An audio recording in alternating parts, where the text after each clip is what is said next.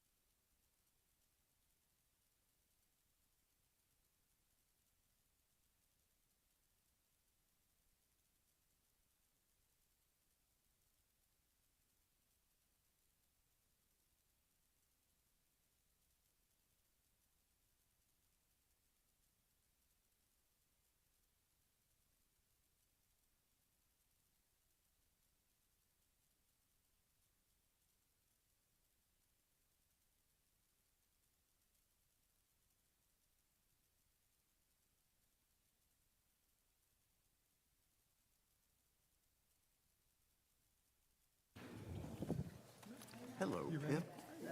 How are you? See if I can get this right side up. Yep, right side up. We're heading to your city tomorrow. How are you?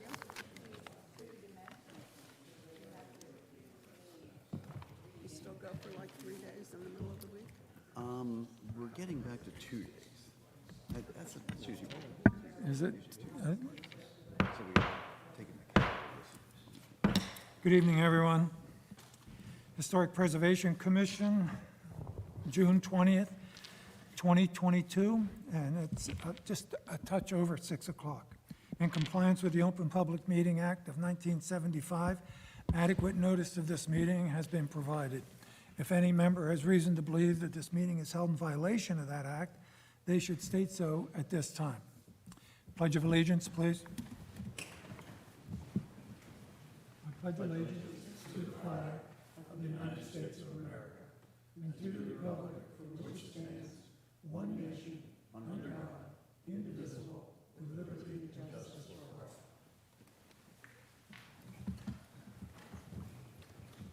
Roll call, please. Ms. Campbell? Yes, here. Mr. Cogswell? Here. Ms. Bisagnos absent. Ms. Wilson-Stredick? Here. Mr. Testa absent. Mr. Stevenson? Here. Mr. Becker? Here. Mr. Carroll? Here. Mr. Copeland? Here. Thank you. Distracted with electronic devices under the table. Minutes, May 16th, 2022. You've had a chance to review those. Do I have a motion to accept those minutes? So move. Second. Motion by Mr. Cogswell, seconded by Mr. Carroll. Ms. Campbell? Yes. Mr. Cogswell? Yes. Ms. Wilson-Stredick? Yes. Mr. Stevenson? Yes. Mr. Becker? Yes. Mr. Carroll? Yes. Mr. Copeland? Yes.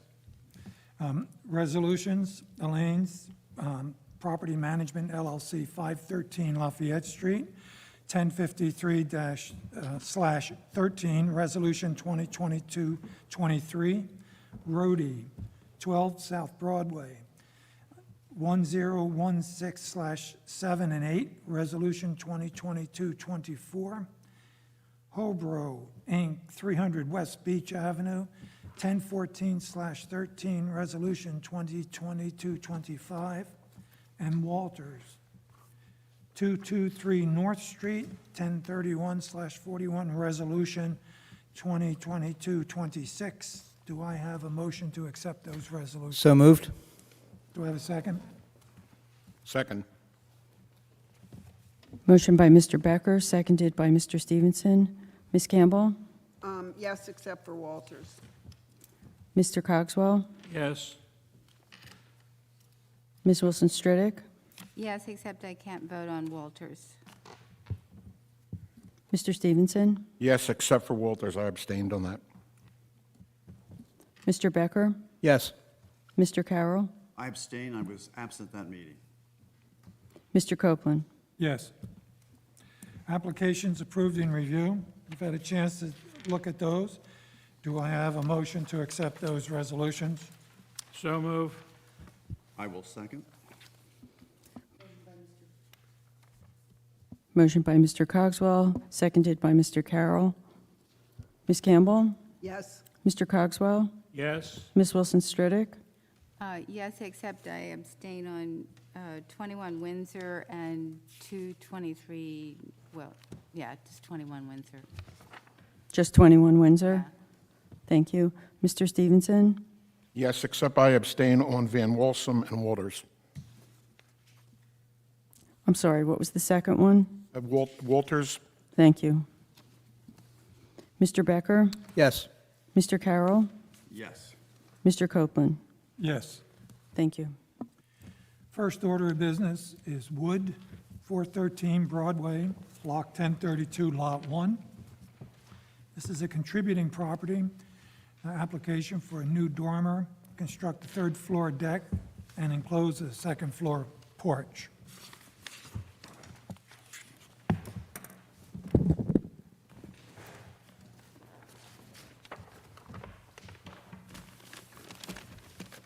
Hello.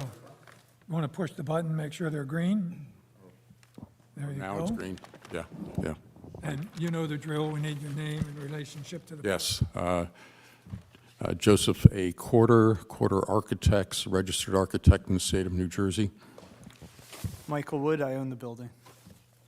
Thank you. Take it away. Okay.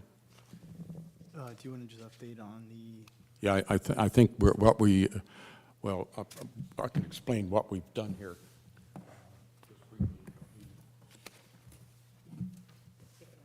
Can you take a microphone, Joe? Mike? Oh, I'm sorry. Sorry. Anyway, the section of the building we're working on is right over here on the right-hand side as you're facing it from Broadway.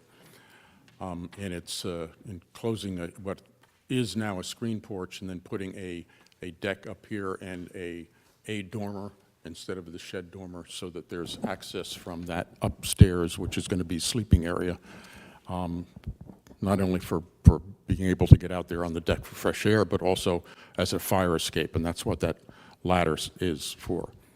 And I think we've addressed most of your, hopefully all of your comments before. I have drawings of, well, the windows are the gel-dwen windows, primed wood. Prime, yes. And the fiberglass deck, you have drawings of the deck with a wood deck over the top, so there'll be no fiberglass shown.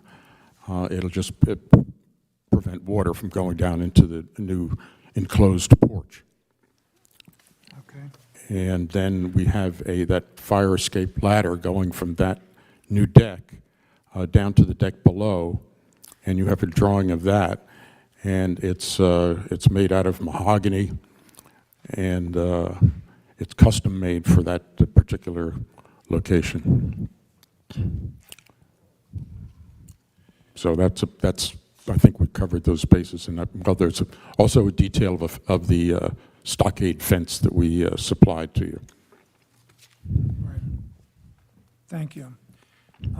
This was before us, as you will recall. Do we have any questions or comments on this application? Normally, we would go around the room, but this has already been vetted pretty well, and I believe all the issues have been addressed that we discussed.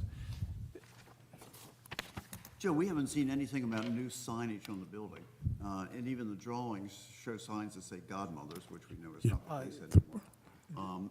You know, you should be submitting something for your signage. yeah, the, that was submitted by the restaurant owner and approved. Okay, okay, so that's Previously. done, that's. Yes, that was a separate application. Okay, thank you. Any other comments or questions on this application? Do I have a motion? I'll move to approve it. Second? Motion by Mr. Becker, seconded by Mr. Carroll. Ms. Campbell? Yes. Mr. Cogswell? Yes. Ms. Wilson Stritick? Yes. Mr. Stevenson? Yes. Mr. Becker? Yes. Mr. Carroll? Yes. Mr. Copeland?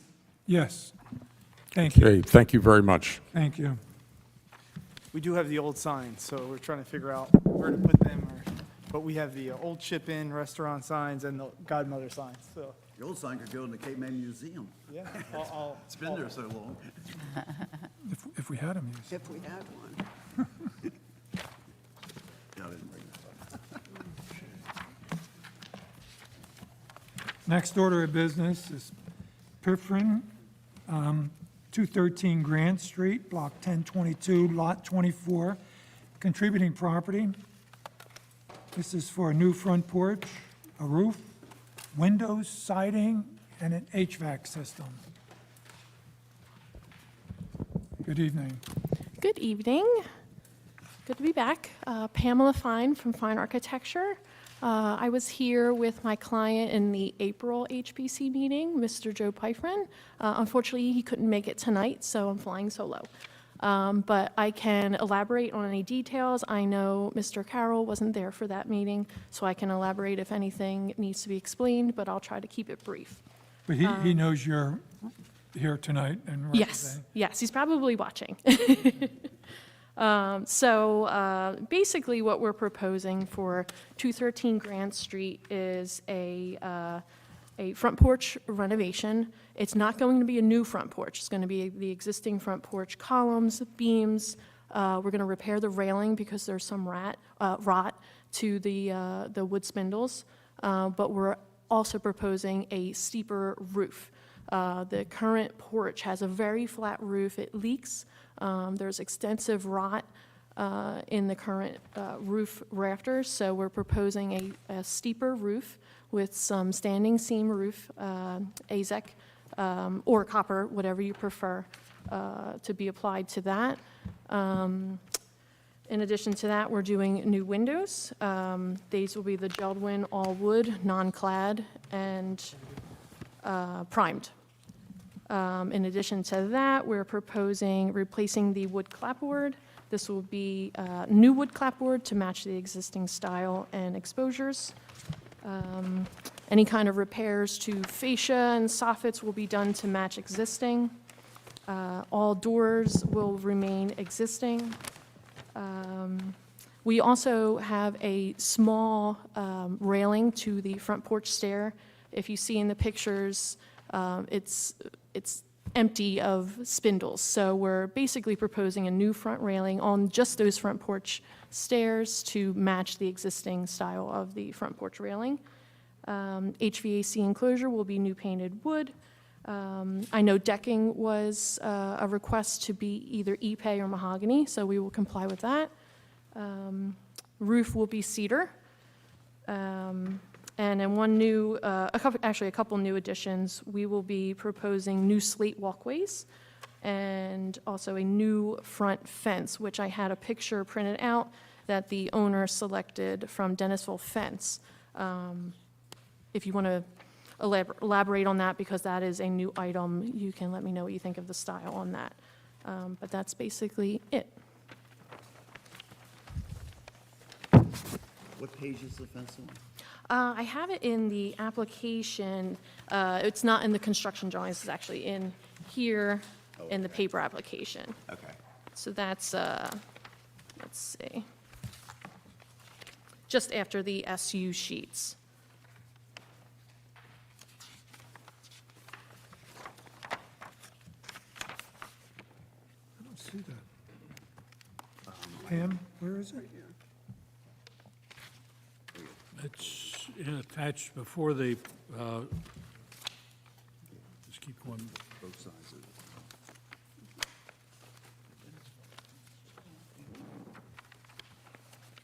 It's this? Let me see. Yes, that's it. Sorry, it was after the window sheet, before the SUs.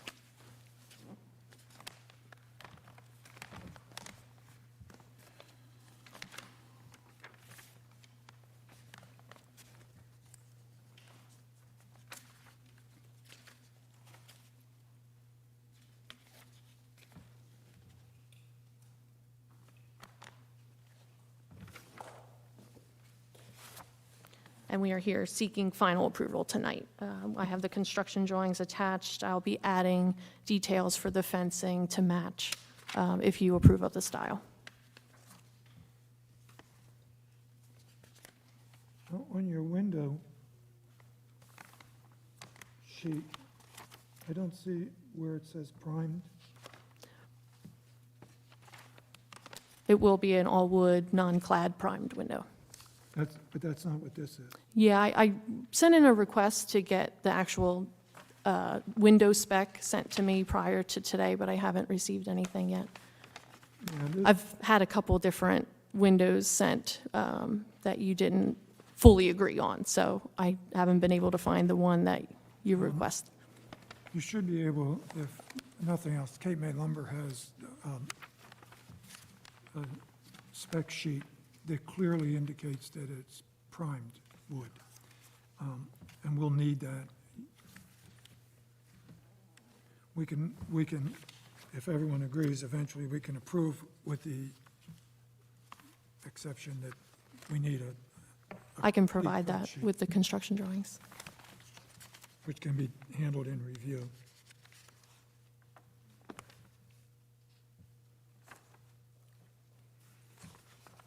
Again, we have a couple of issues to deal with tonight, so rather than go around the room, ask, are there any questions from the commission on this application? Anyone? Well, I notice you have on the post, I guess that shows next to a gate that has a cap on it, but the other posts sort of have a cut top. Is there any reason why they didn't put a cap on? 'Cause most of the ones I've seen, they've got the cap that matches all the way around. Yeah, we'll match with the cap. Also had a question regarding the standing seam metal roof, the height of the seam. Do you know what the height will be? Whatever you request, an inch, inch and a half. Well, I mean, we prefer them to be an inch or so. An inch. It's not real tiny. Mr. Chair. Yes? Pamela, the front door, I know it's not changing. If you were changing it, it's probably one of the more inappropriate elements on the house, kind of a colonial revival door as you continue to bring out the Victorian character of the house. But there is no plan to change that door, is it? Not currently. Okay. There is a plan to change the two windows that flank the front door, which we had a discussion at the last April meeting. We are keeping the width as they exist today. We are extending the sill lower to meet the front porch. You could see, these photos are a little, not quite as clear, but the shutters, they're existing wood shutters, they go all the way to the porch floor. So we're basically extending the length of the window, keeping the existing width, keeping it the 4-pane wide. And these are the shutters that are there? They're there, Okay. and they're existing wood operable shutters. Okay. Yep, And you mentioned that the decking might be either mahogany or ipe. right, Have you yes. decided?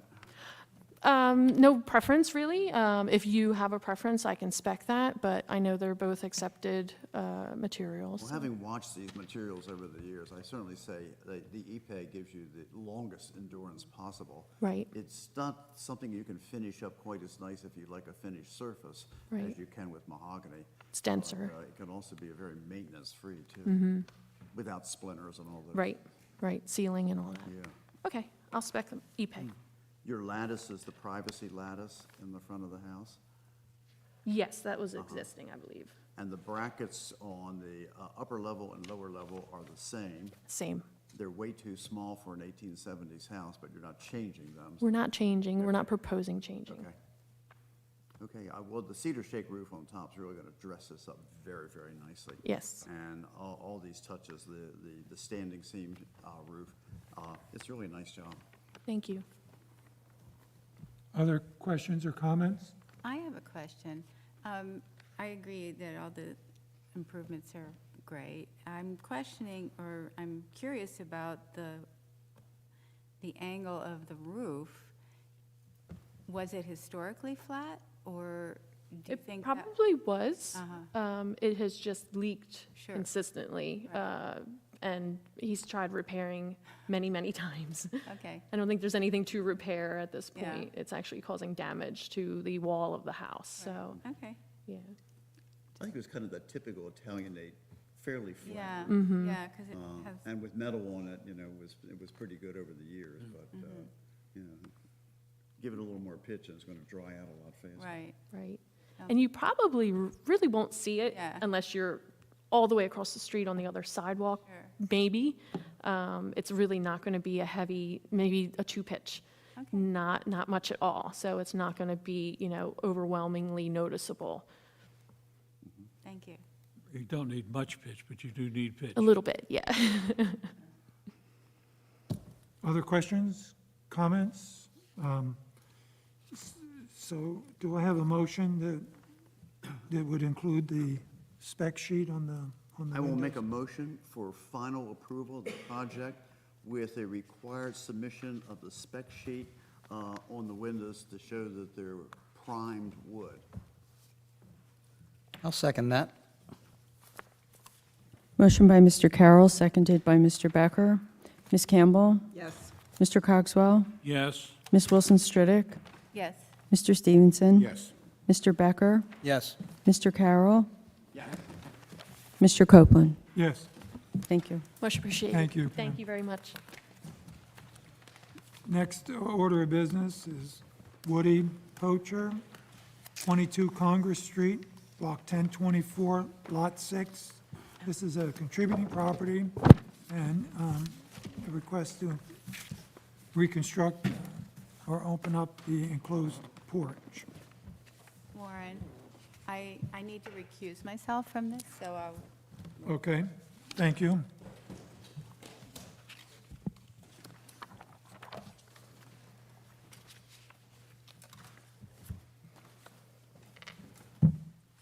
For the record, Yeah, good evening. My name is Don Main. I'm with Murata Main Architects, and we're here on the behalf of the owners who are unable to be here this evening because of a family funeral.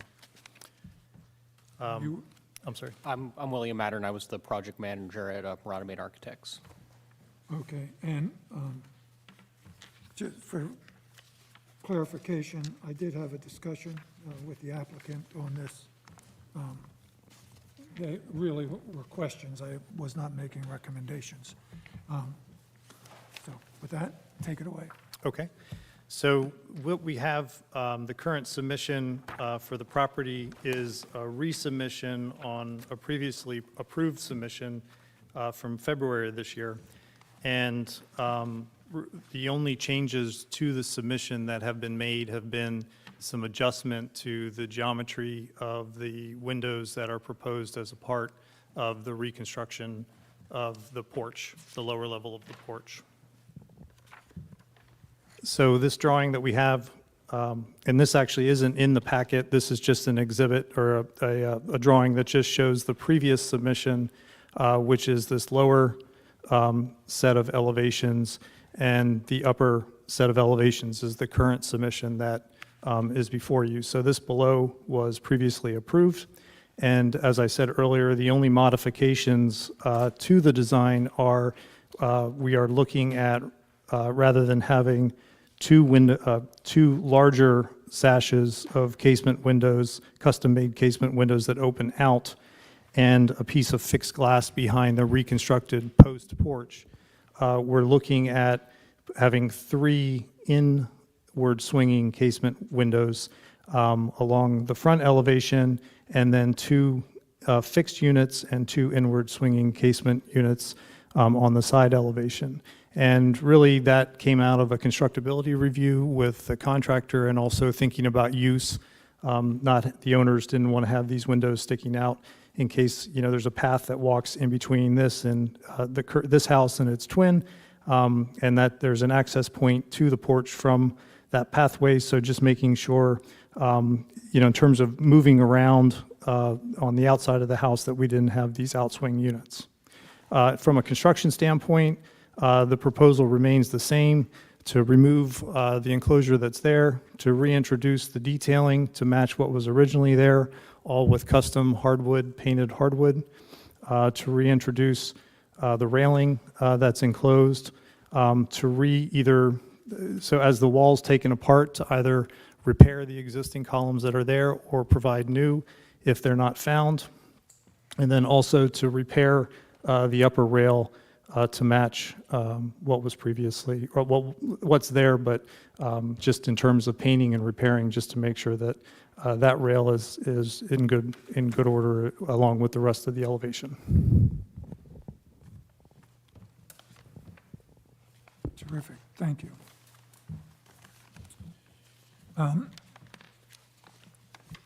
Actually, the balance seems a little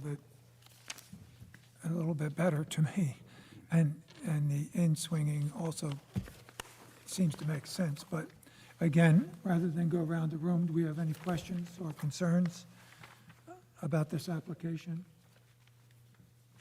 It appears to me that 22 and 26 were reverse twins. They were. They were, And 24, yeah. next door. 24, I'm sorry. Yeah.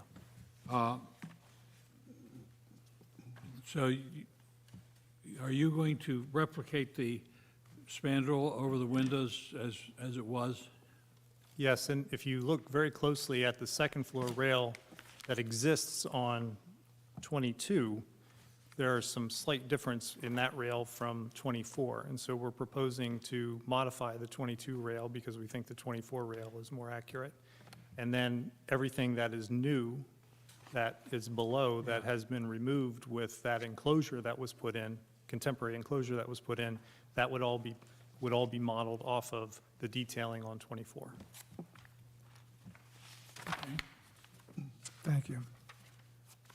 Other questions, comments? Yes, I have a question about the lighting. You make a note here that the new LED lighting that is inside the enclosure is not visible from the street, but I did a little section drawing at eye height from the sidewalk, and you will definitely be able to see those lights, which I don't think would be appropriate in this case. And in the same vein would be the step lights that you're putting in that are quite modern, which also seems to be inappropriate for this property.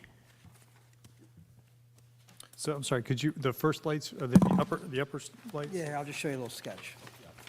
Oh, okay, On the second floor. right. Make a note on that reflected ceiling plan, Yeah, some disc lights, yeah, yeah. but they will clearly be visible. That's 20 feet to the sidewalk, and that will go, you'll be able to see it through the transom. Definitely be able to see those lights in that ceiling. Okay, okay. Yeah, those are actually proposed for the upper, Oh, those aren't the ceiling lights? in the upper porch, not the lower porch. Oh, even worse, actually. Yeah. Oh, have those? Okay, all right, so they've, Excuse me, it's difficult. yeah, I'm sorry, that's the builder for the project, so he's saying that. If you would restate what he said, though. Yep, so we don't- yeah, that the owner has eliminated that scope. So we want to make sure those are not on the drawings then? Yes, we can Okay. do that. Same thing with the step lights, by the way. Okay.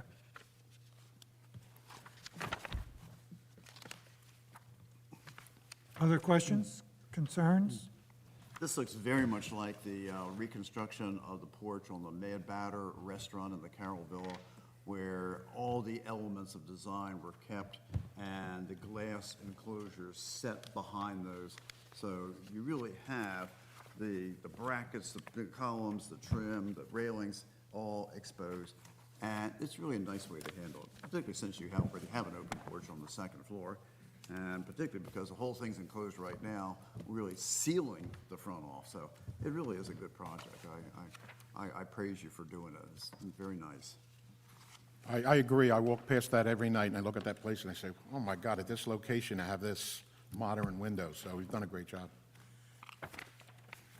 Do I have a motion? Just significantly improved from when you guys brought it in here last time. It's great. So Okay. I would move to approve it with the exception that the elimination of the second floor porch lights and the step lights would be incorporated into the documentation. Okay. I'll second that.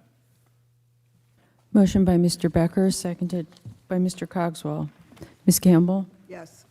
Mr. Cogswell? Yes, Ms. Wilson Stridick? Mr. Stevenson? Yes. Mr. Becker? Yes. Mr. Carroll? Yes. Mr. Copeland? Yes. Thank you. Thank you. Thank you. Next order of business is Horvath, 200 Madison Avenue, Block 1097, Lot 6.02 and 7. This is a contributing property for a patio, a pool, and a detached garage.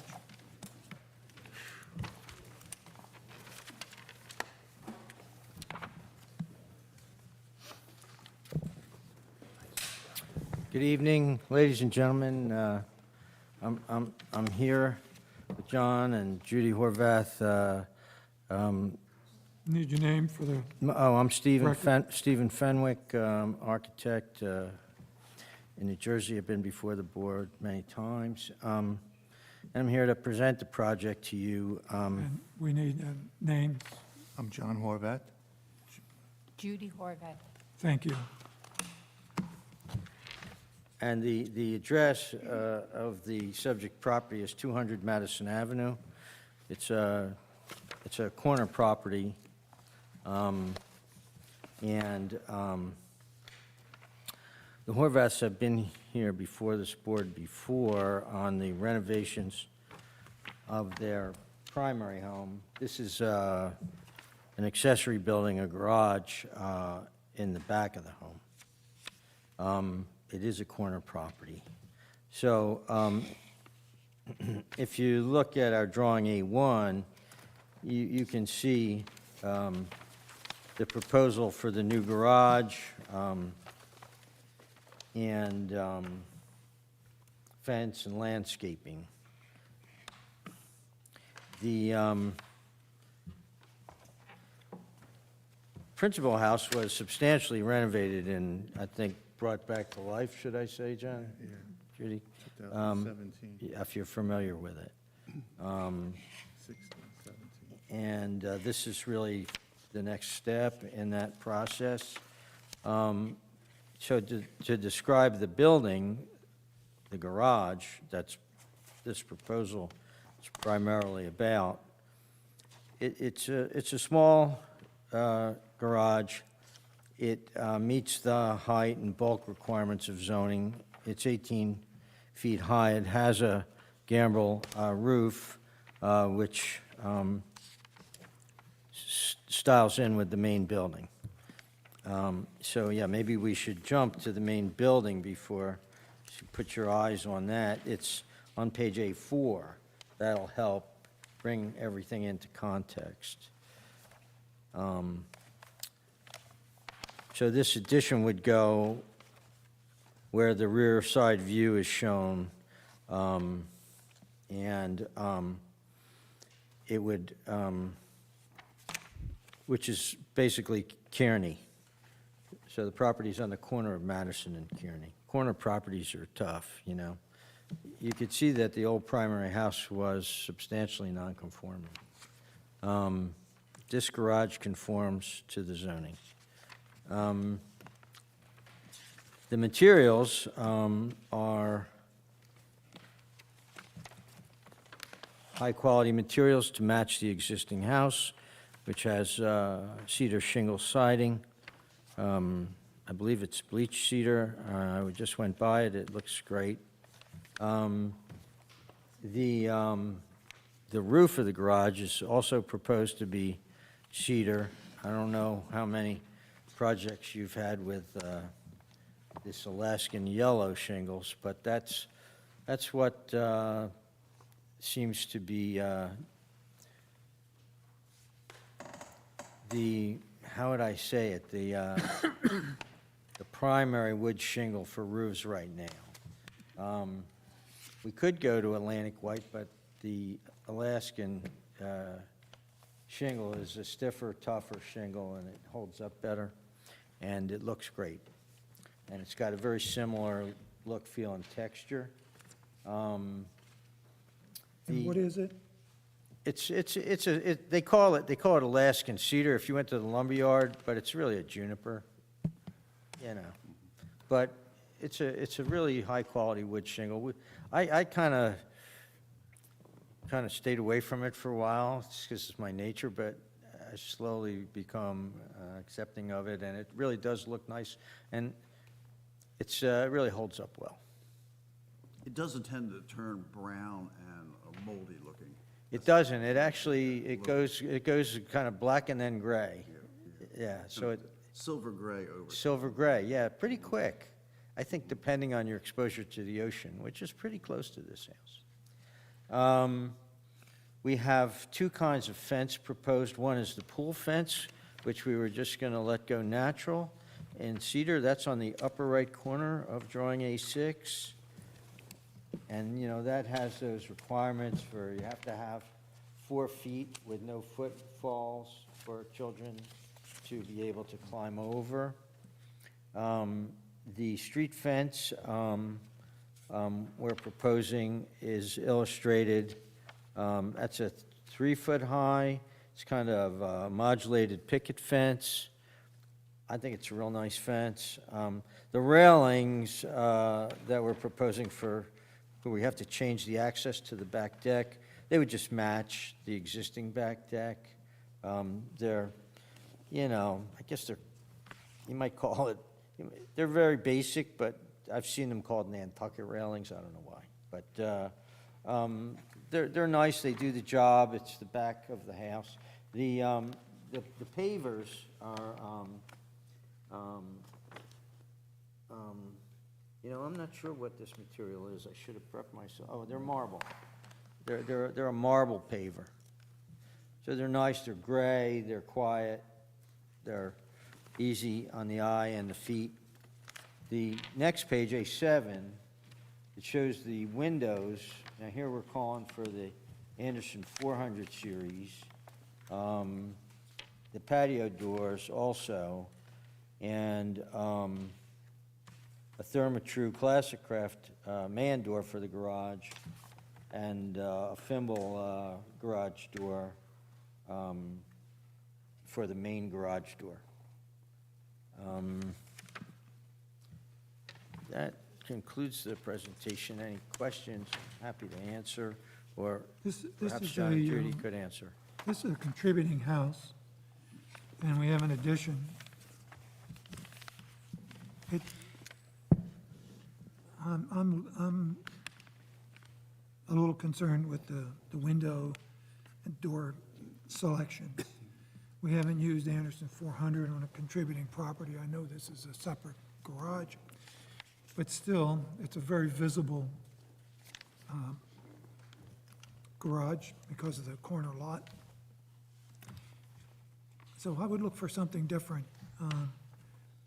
We'll go around the room and get other opinions, but, Yeah, and the Therma-Tru door is, I don't think is appropriate. So we'll go around the room. I don't think the pool's appropriate. Jake, you want to lead off?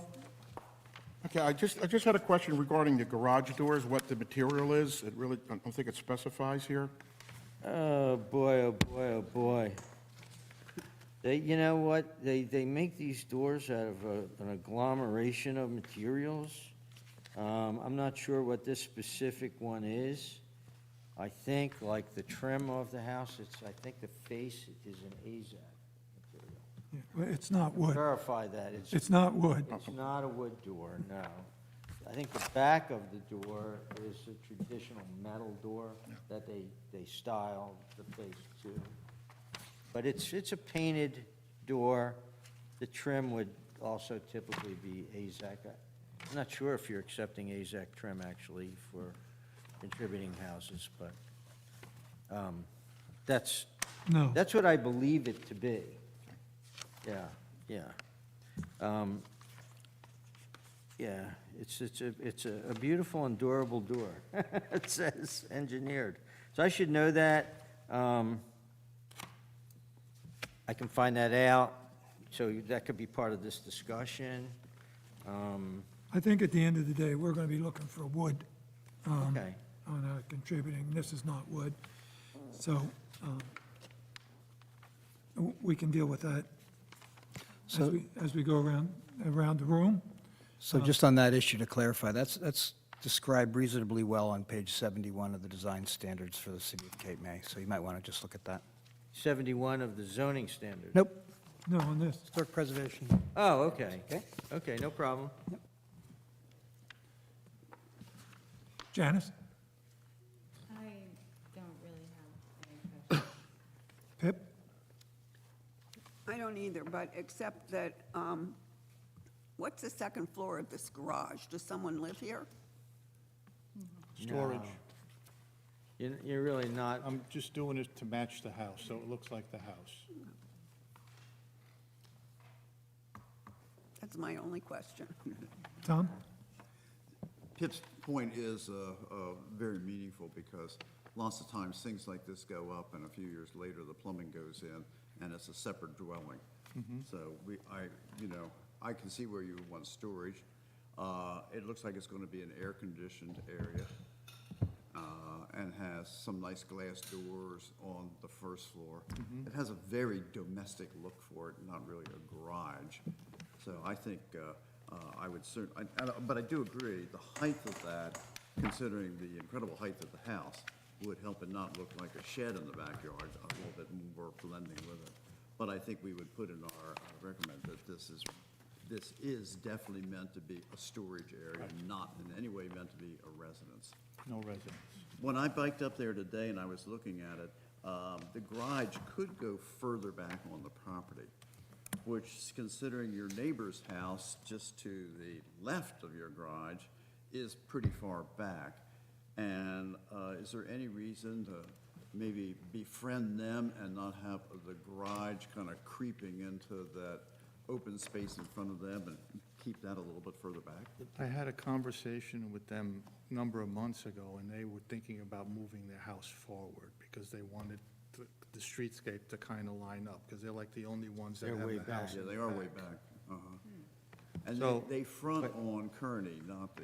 They front on Kearney, front on yes. Kearney, yeah. But the primary issue from my point of view, correct me if you disagree, is that we have a coverage problem, you know? You have a very big existing house, and it's just a coverage problem.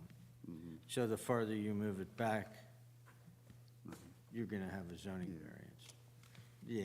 Well, obviously, you talk to them, they're not here to objecting to it, so I'll take that, You know, I don't know if you remember this, I'm sure, well, you were there. Years ago, we renovated a beautiful old shingle-style house on the corner of Queen and Stockton. And it had an old garage that was kind of like, you kind of wanted to maybe just push it and it would fall over. But no, we saved it, and you let us move it forward on the site. So I don't know if you remembered that, but that was a sensitive issue, and it allowed, you know, a better arrangement on that lot, and I always appreciated that, yeah. Of course we remember it. You only do a couple a year, right, Tom? Oh, my God. Yeah, and actually, a catty corner to that, the same arrangement was. Yeah, actually, I do remember it. It was like sideways a little bit. and Yeah, you do they remember, yeah. straighten it up Yeah, and it was pulled nice to forward. save it, because it was kind of a nice look. Yeah. I have one more point. As you come down what is probably your 10-plus foot driveway, and you're turning into paver entrances to the garage. Right. There's no way you're going to make that turn without rutting the grass or landscaping around it. I really think you're going to need to do a little bit more of an area there to have, you know, room to back into it, to go out the drive. Yeah, certainly you don't want to be backing all the way back down that drive, and I just think that really could use a turnaround in there. Okay, but then again, that would create this, this coverage issue. I guess we could turn the path into stepping stones and maybe get a That's little also bit a bit more of a zoning. to do that. issue. What, you're absolutely right, Tom. I mean, I think a lot of people, I mean, you know, when they have these, we're starting to call them bacon strips. They've been around in Cape May forever because coverage is always a primary issue in Cape May, not height, not building size, but coverage is usually a governing rule in the zoning envelope. And so these bacon strips are everywhere, and, you know, people, you know, they drive over them, and the grass doesn't hold up. Even when I do grass pavers, you know, like the kind of, I don't want to call them like upside-down egg crates, those grasses, if it's heavily used driveway, they just don't make it. They do allow percolation, which is great. Do allow, but Cape May doesn't give you benefits for percolability.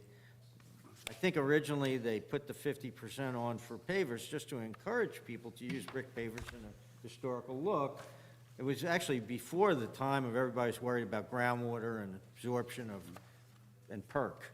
So maybe that would be nice if they would, because we could do more permeable pavers, you know, they have them with gaps, and then we could, it helps with that coverage issue. But it's not, it's just 50% now, that's it. You show them a paver that's 65% impermeable? 50%, Steve, sorry, that's all we can give you. Well, your driveway's going to be counting as 50%. Your pavers around the pool counts as 50%. That's correct. And you've got a lot of lawn there, so I really can't imagine that you're going to have a problem.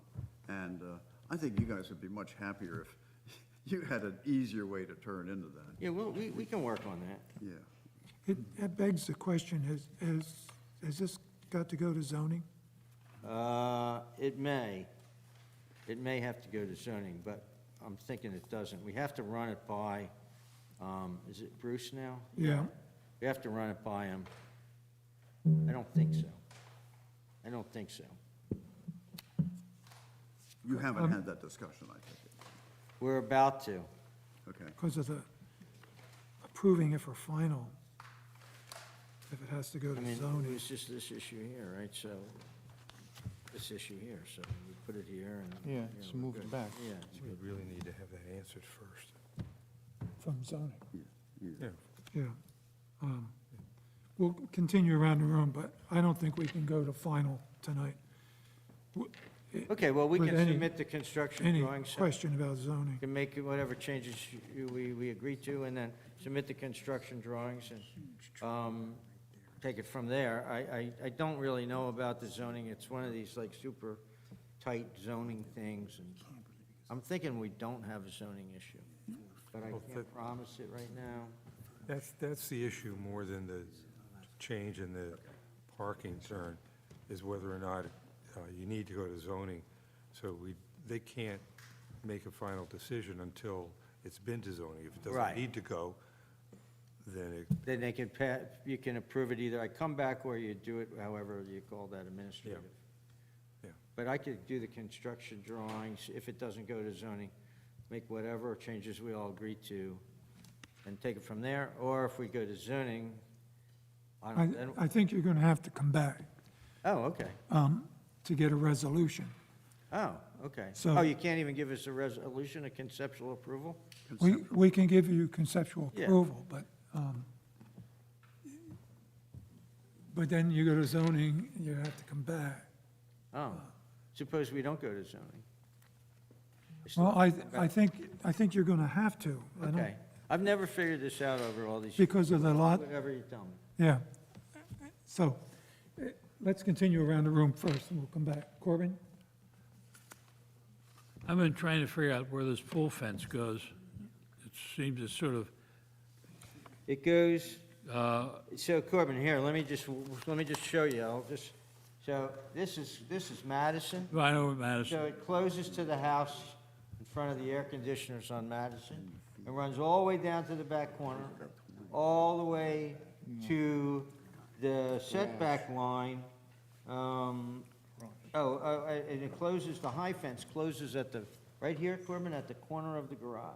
Yeah. And then the lower, more decorative fence runs out.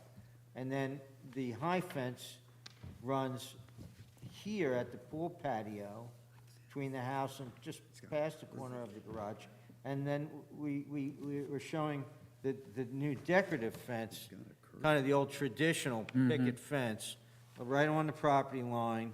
It actually 20 feet in front of the pool fence, with some landscaping in between to kind of soften that big pool fence and you have a really beautiful picket fence. It really will style in nice with this house, you know. Now, as I remember this house, having lived two houses up, Okay. there's not a whole lot of room between the 200 and 201 next to it. It's either 202 or 204. I think it's 204. Which one, are you talking on Kearney or On Madison? Madison. Okay, yeah, I don't have that, I don't think I have that information. Do you know how, approximately? Where? Which, Oh, Corbin is asking, he's saying this house here is pretty close to your house. Well, there's- Although there- the there's- setback is 22 feet, there's 22 feet so there. they have a large setback. And then the but- other house has another 8 foot from the property line to his house. So Yeah, so that's pretty you good. got Yeah. 10 feet to the pool patio plus 10 feet or 15 feet to his house. Yeah. A lot of noise can be generated there. That's one I consider. Well, yeah, that's a whole nother issue, yeah. But that's a zoning issue. That's a zoning, acoustics issue, yeah. Any other, No, John? Yeah, just a couple things. In a photograph that I saw of the site, I wanted to get down there today, and I just didn't get a chance. There's a fairly sizable tree right about here on the site. that you see in a photograph, right where you're putting paving, it looks like it's maybe a 16 to 18-inch That diameter. tree's no longer That's gone? Okay, that's what I know. There is, the only other thing that I see that, besides, of course, the materials issues for the doors and the windows that's in the ordinance, Yep. I'm not quite sure that how you're showing the stair in the garage is actually going to work, because based on what I see, you'll have about 3.5 to 4 feet head height when you get to the top of that stair, based upon the section that you're showing, which means that if you extend that stair all the way to its full length along the long wall of the garage, you won't have enough room for the stair and the door you're showing. Which means that if you want to get that stair in there, the garage is going to have to be bigger, or something's going to have to change, which is going to change your site plan and the elevations you're showing us. So I think you really ought to take a closer look at that. Yeah, the stair turns, you realize that. Well, I can show you a sketch. No, you don't have to show me a sketch. We're going to make it work. We're going to slide the patio door over 8 inches if we have to. Well, it's going to be more than that, because if this is your floor height, that's going to give you about 4.5 feet head height. So this is looking, so and you can also see it in the back. So this is where it would be coming down in the back. So what I'm saying is that return stair, it's going to have to be a straight run stair, which means that door won't fit, or you're going to have to make the garage longer to fit the stair, that's all I'm trying to say. So you won't have enough head height up on the second floor here. Okay. Okay. Well, we can flip it to the other side. We can work it out. Well, flipping it to the other side doesn't work either. Well, if I need to change the elevations, that'll be in the resubmission? Yes, all I'm pointing out is that something's going to have to change. You won't be able to build it the way you're showing it, so, Well, sure it changes if I put it on the other side, because I don't have a patio door in my way. well, that's what I'm saying, that the way you're showing in the elevation will have to change. No problem. Or the garage is going to have to get longer in order to fit the stair in, so whatever it is, you're going to have Okay. to make that decision. Okay.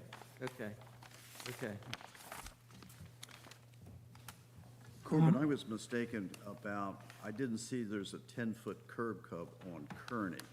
So actually, there is a direct access into those driving areas. And this long strip here is just actually the sidewalk, not a driveway. There is an apron, yeah, Tom. Yeah, I'm seeing that now, that there's a curb cut, so it is a straight in. So don't worry about my. Don't worry about it? request Okay. that you need turning radius in them. Okay. You just need good I mean, it would rearview just mirrors. extend the problem, I think, if we Yeah, added more yeah. paving there. Uh-huh. Okay, good. Less paving, the better, really. But we'll check that stair headroom and make it right and resubmit it, and it'll be similar, if not identical, so. The landscaping to cover this pool, you're showing a couple plants, but that's not really a landscape plan. And we want to blind the pool to both Madison Avenue and to Kearney. And the way to do that would be landscaping, I think. Right, so I was just explaining, I think it was to Corbin, about the 3-foot fence and then the pool fence, the 4-foot pool fence. So we do show some shrubs between the fences, Warren. Yeah, we should maybe have a, Well, in front of the low pool fence, we were gonna put like these sky pencil hollies, like maybe 4, and then the door on Kearney side, past the crepe myrtles. Well, I think would be helpful is to, we don't have a real. is to have a landscape That's plan. what he's saying. Okay. Also, We can do that. we would need some landscaping, by this fence here on Madison side. But I would like to see a landscape plan with the Okay. idea that in a very brief period of time, this pool will not be visible. Obviously, pools were not Right. part of the period of significance in Cape May. Right. And so we want to hide those as much as possible. So we have, I had mentioned earlier before we went around the room, the material. I'm not comfortable with it at all. This is a contributing So we'll change the windows to the gel windows like I put into the front, and also the door. And then there'll be wood. And the garage door, we kind of wanted a painted one to match like the blue front door that we have on Madison. So, whatever, I didn't want to do mahogany and paint it, but I guess the door manufacturer is going to tell me what that is, but I do want to put a wood painted door then there as the garage door. So, And the trim around would be a painted cedar or that prime board as the rest of the house.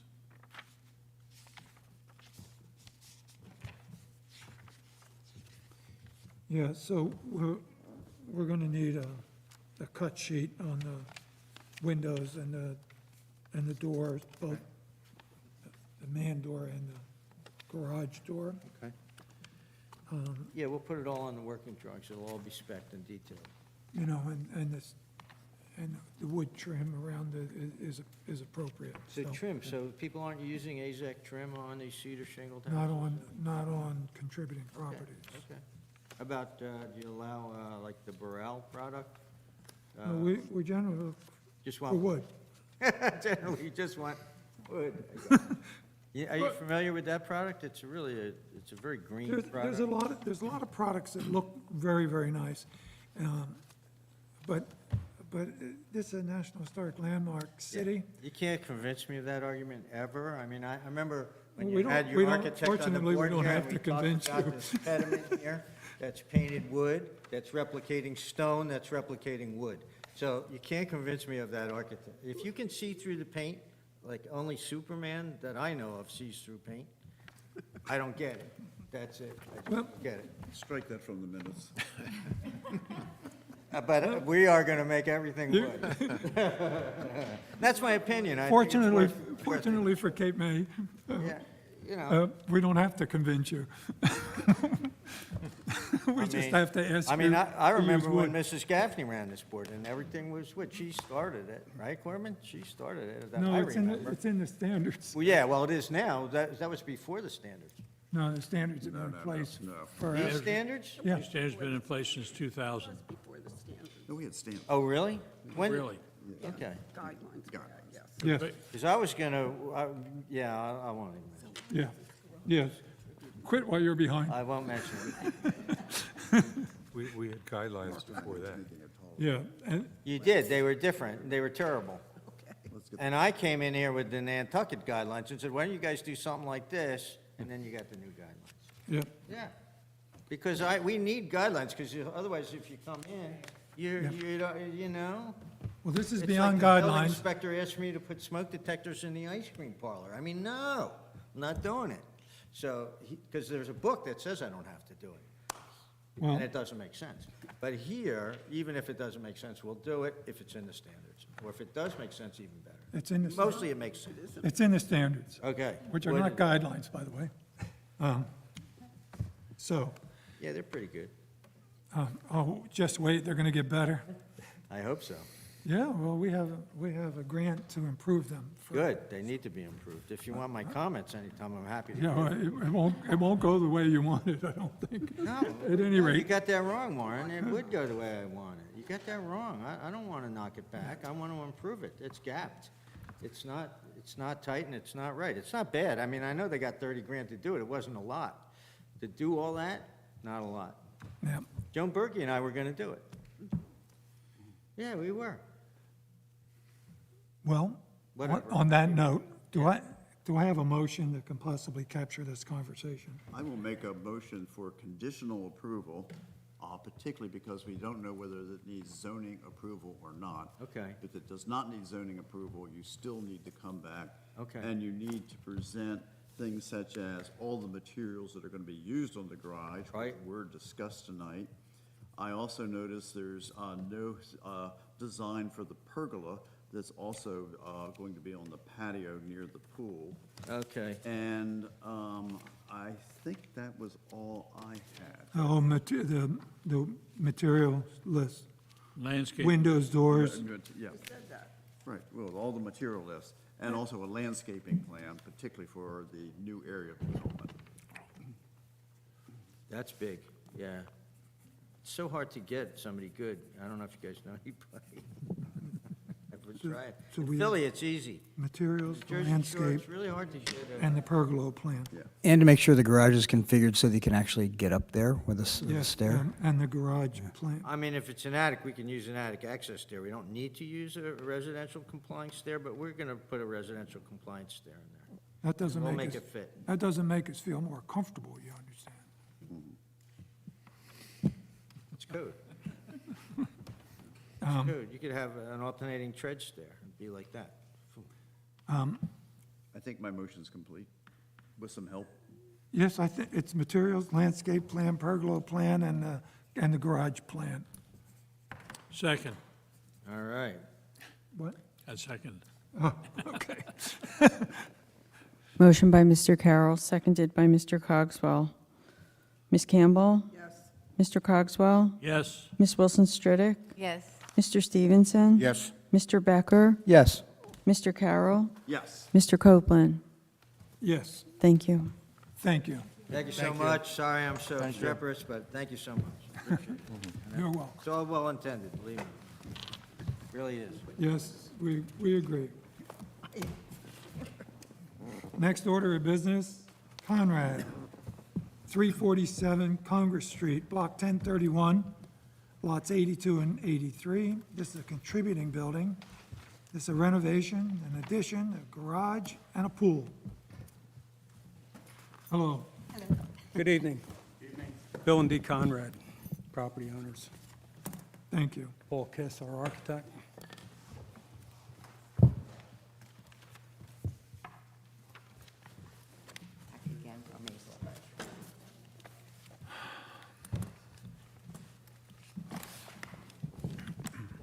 Good evening. I'm Paul Kiss, the project architect. So we were here in April and presented a proposal for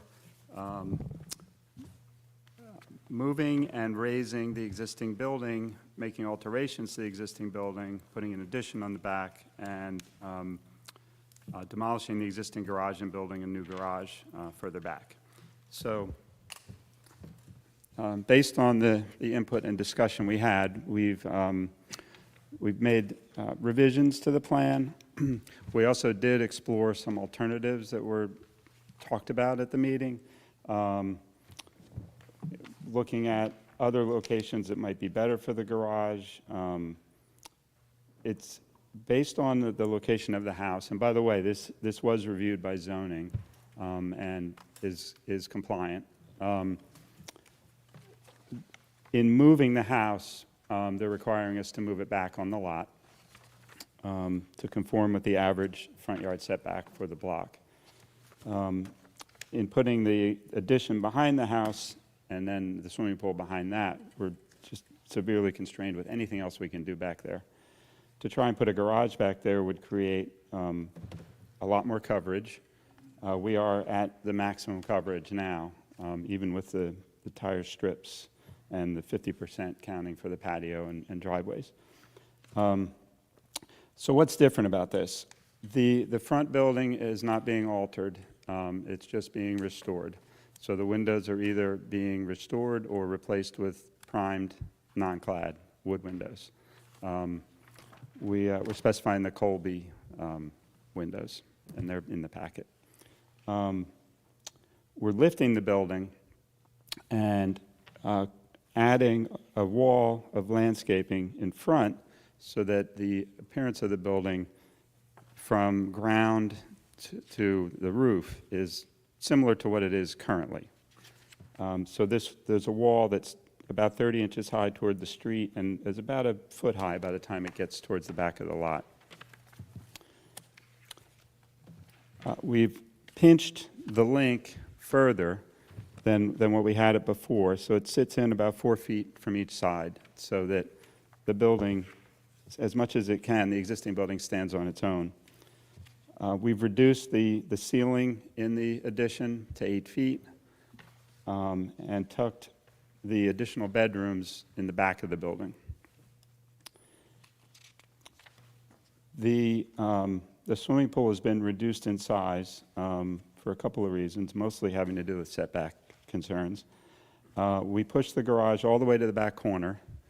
We cut its size by almost half, and we reduced the height about 3 feet from what it was before. It was a walk-up attic. We've eliminated that. It's just storage with a pull-down stair. You know, in really looking at any other options, this seems like it's really the only thing that can work on this property, given everything else. I didn't have time to submit this with the packet, but I have an updated rendering that shows the landscaping. Do you want to?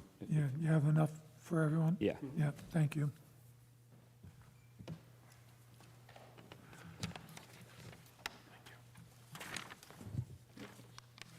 Yeah, we can share one. Thank you. Thank you.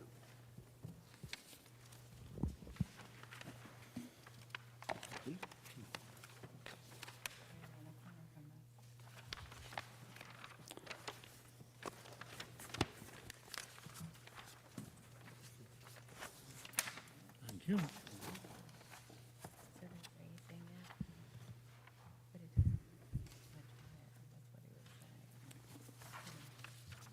So the intent is to heavily plant in front of the addition, and we will do a landscape plan. We don't have that tonight, but we will do a landscape plan to heavily plant here and up the side where the existing garage building is sitting here right now. So essentially, you know, we're pushing that all the way back. So when we go to the elevation, the existing building is maintained and lifted about 24 to 28 inches, put down on its new foundation. The main entry, which comes from the garage area, is tucked in, so really not visible. This couldn't be any lower, the addition. We tried to keep it as low as possible. And match the pitch of the front house.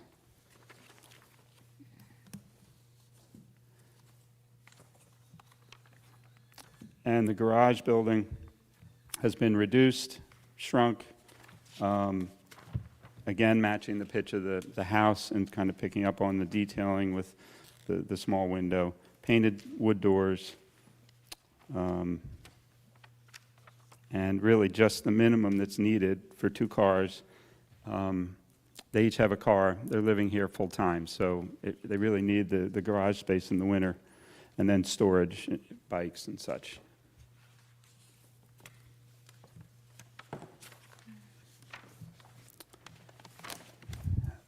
The materials, where in the addition we had proposed some more modern materials, they will all be now cedar, wood siding, matching the existing, all authentic wood materials and wood windows.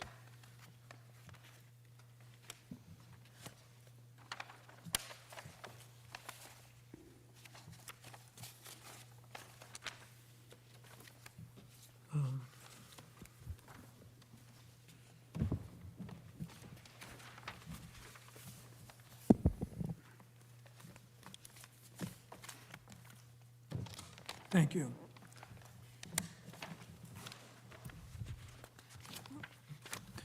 Okay. Tom, you want to start off? Sure, thank you. Normally, we discourage very large additions to existing contributing buildings. And lots of times, there's not enough land to really do them without making them incredibly obvious and domineering over the house. I do feel with the land that you have and the moving and the length of the original house, you are successfully creating a home that's lower in height than not hovering over it, and tucked back enough with some nice landscaping, you know, will really give you the kind of spaces and everything you want without just really making any real difference on the historic district. It's a contributing house, but I'm not insulting you, but there's nothing actually extra special about this, not key contributing or We anything. kind of felt like that. A nice, sweet little house, Yes. but, you know, with the materials you're using and everything, I'm very comfortable with what you're doing. I'm sorry I missed the April meeting, but you brought me right up to speed. We complied with, I think, all of the recommendations, actually. I actually listened to that April meeting, and I was like, check. And I'm like, Good. Pip? So I only have two comments. One really is a question.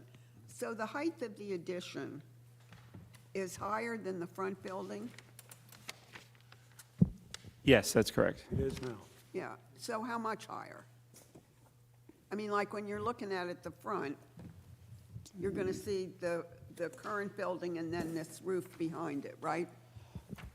Well, because of perspective, it doesn't appear like it appears here, because this is straight on, and you never see a building from 25 feet in the air straight on. So it's about 3 feet higher at the peak. Oh, okay, yeah. But it's going to appear almost the same, really, from the street. Okay, I think that's fine. I just needed to ask that as a question. The comment I would make is the fence. And I think that, first of all, in Cape May, it would have been really unusual to have an iron fence like this. And I think a picket fence or some kind of wood fence would be more appropriate, both for the area in which it is and for the building in general. If I could address that, Pip. The reason we chose that fence is to match the neighbor's fence right next to us on the corner of Flaghorn and Congress Street. we always loved that fence before we even bought this house. So that's why I think the whole Oh, all right. iron Oh, I fence know where thing. that fence is, yeah. Yeah. So it's Yeah. just a continuation of that for the streetscape. All right. And it is, yeah, we always loved it. So That does remind me, though, we will have a pool fence.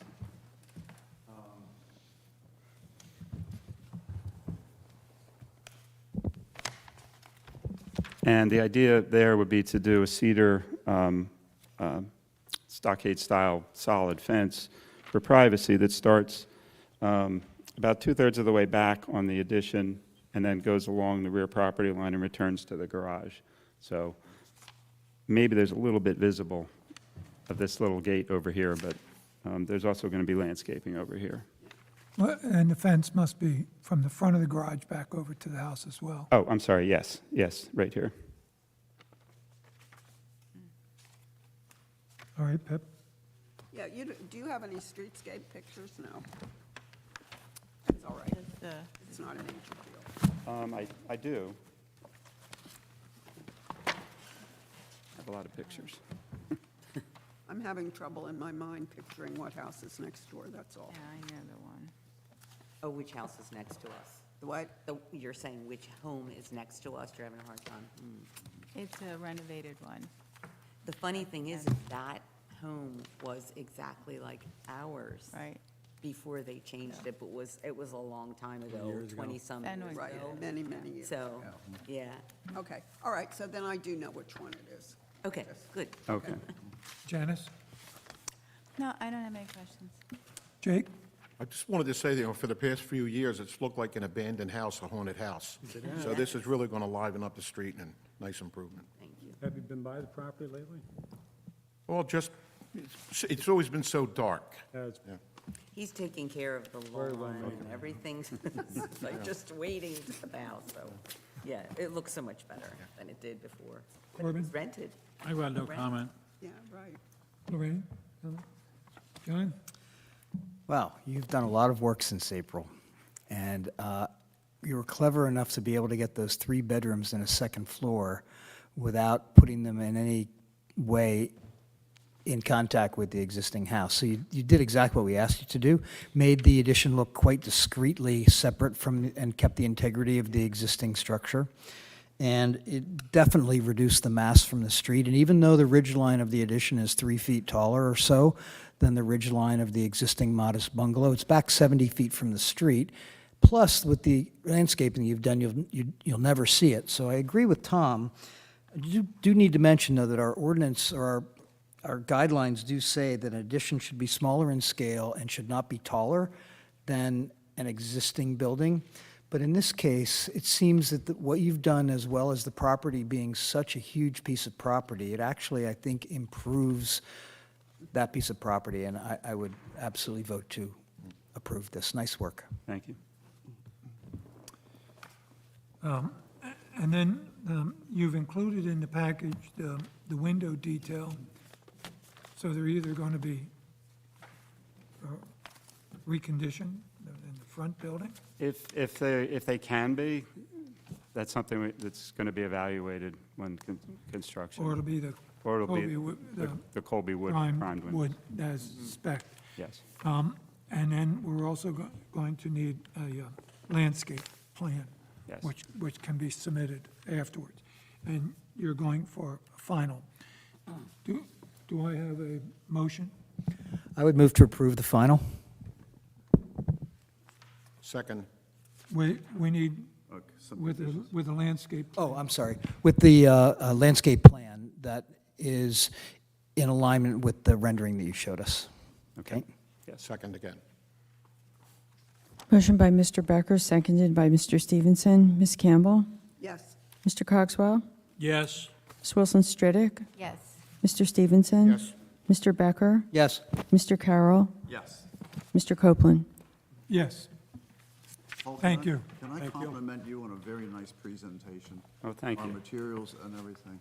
Thank you. We get some doozies here, and we really do appreciate it when somebody has read what they're supposed to bring in and comes prepared. Try to make Thank it you. clear. Hope you get more jobs in town.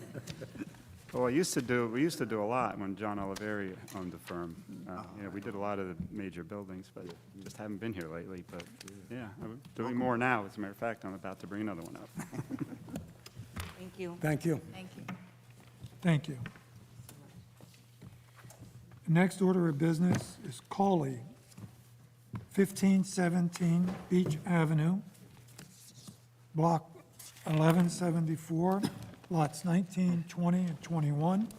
This is a contributing property, and it's a rear addition and a porch.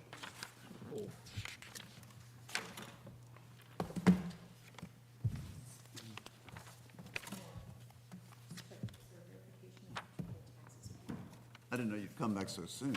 I aim to please. Judy, do we have verification of taxes on this application? I don't. You have it in your copy? I do. Okay. Yeah, I don't have it. Yes. Right, we have it. I have mine. Okay. Take it away. Paul Kiss, I'm the project architect for Patrick and Patricia Coley's house at 1517 Beach Avenue. Pat Coley is here with me tonight. He's the homeowner.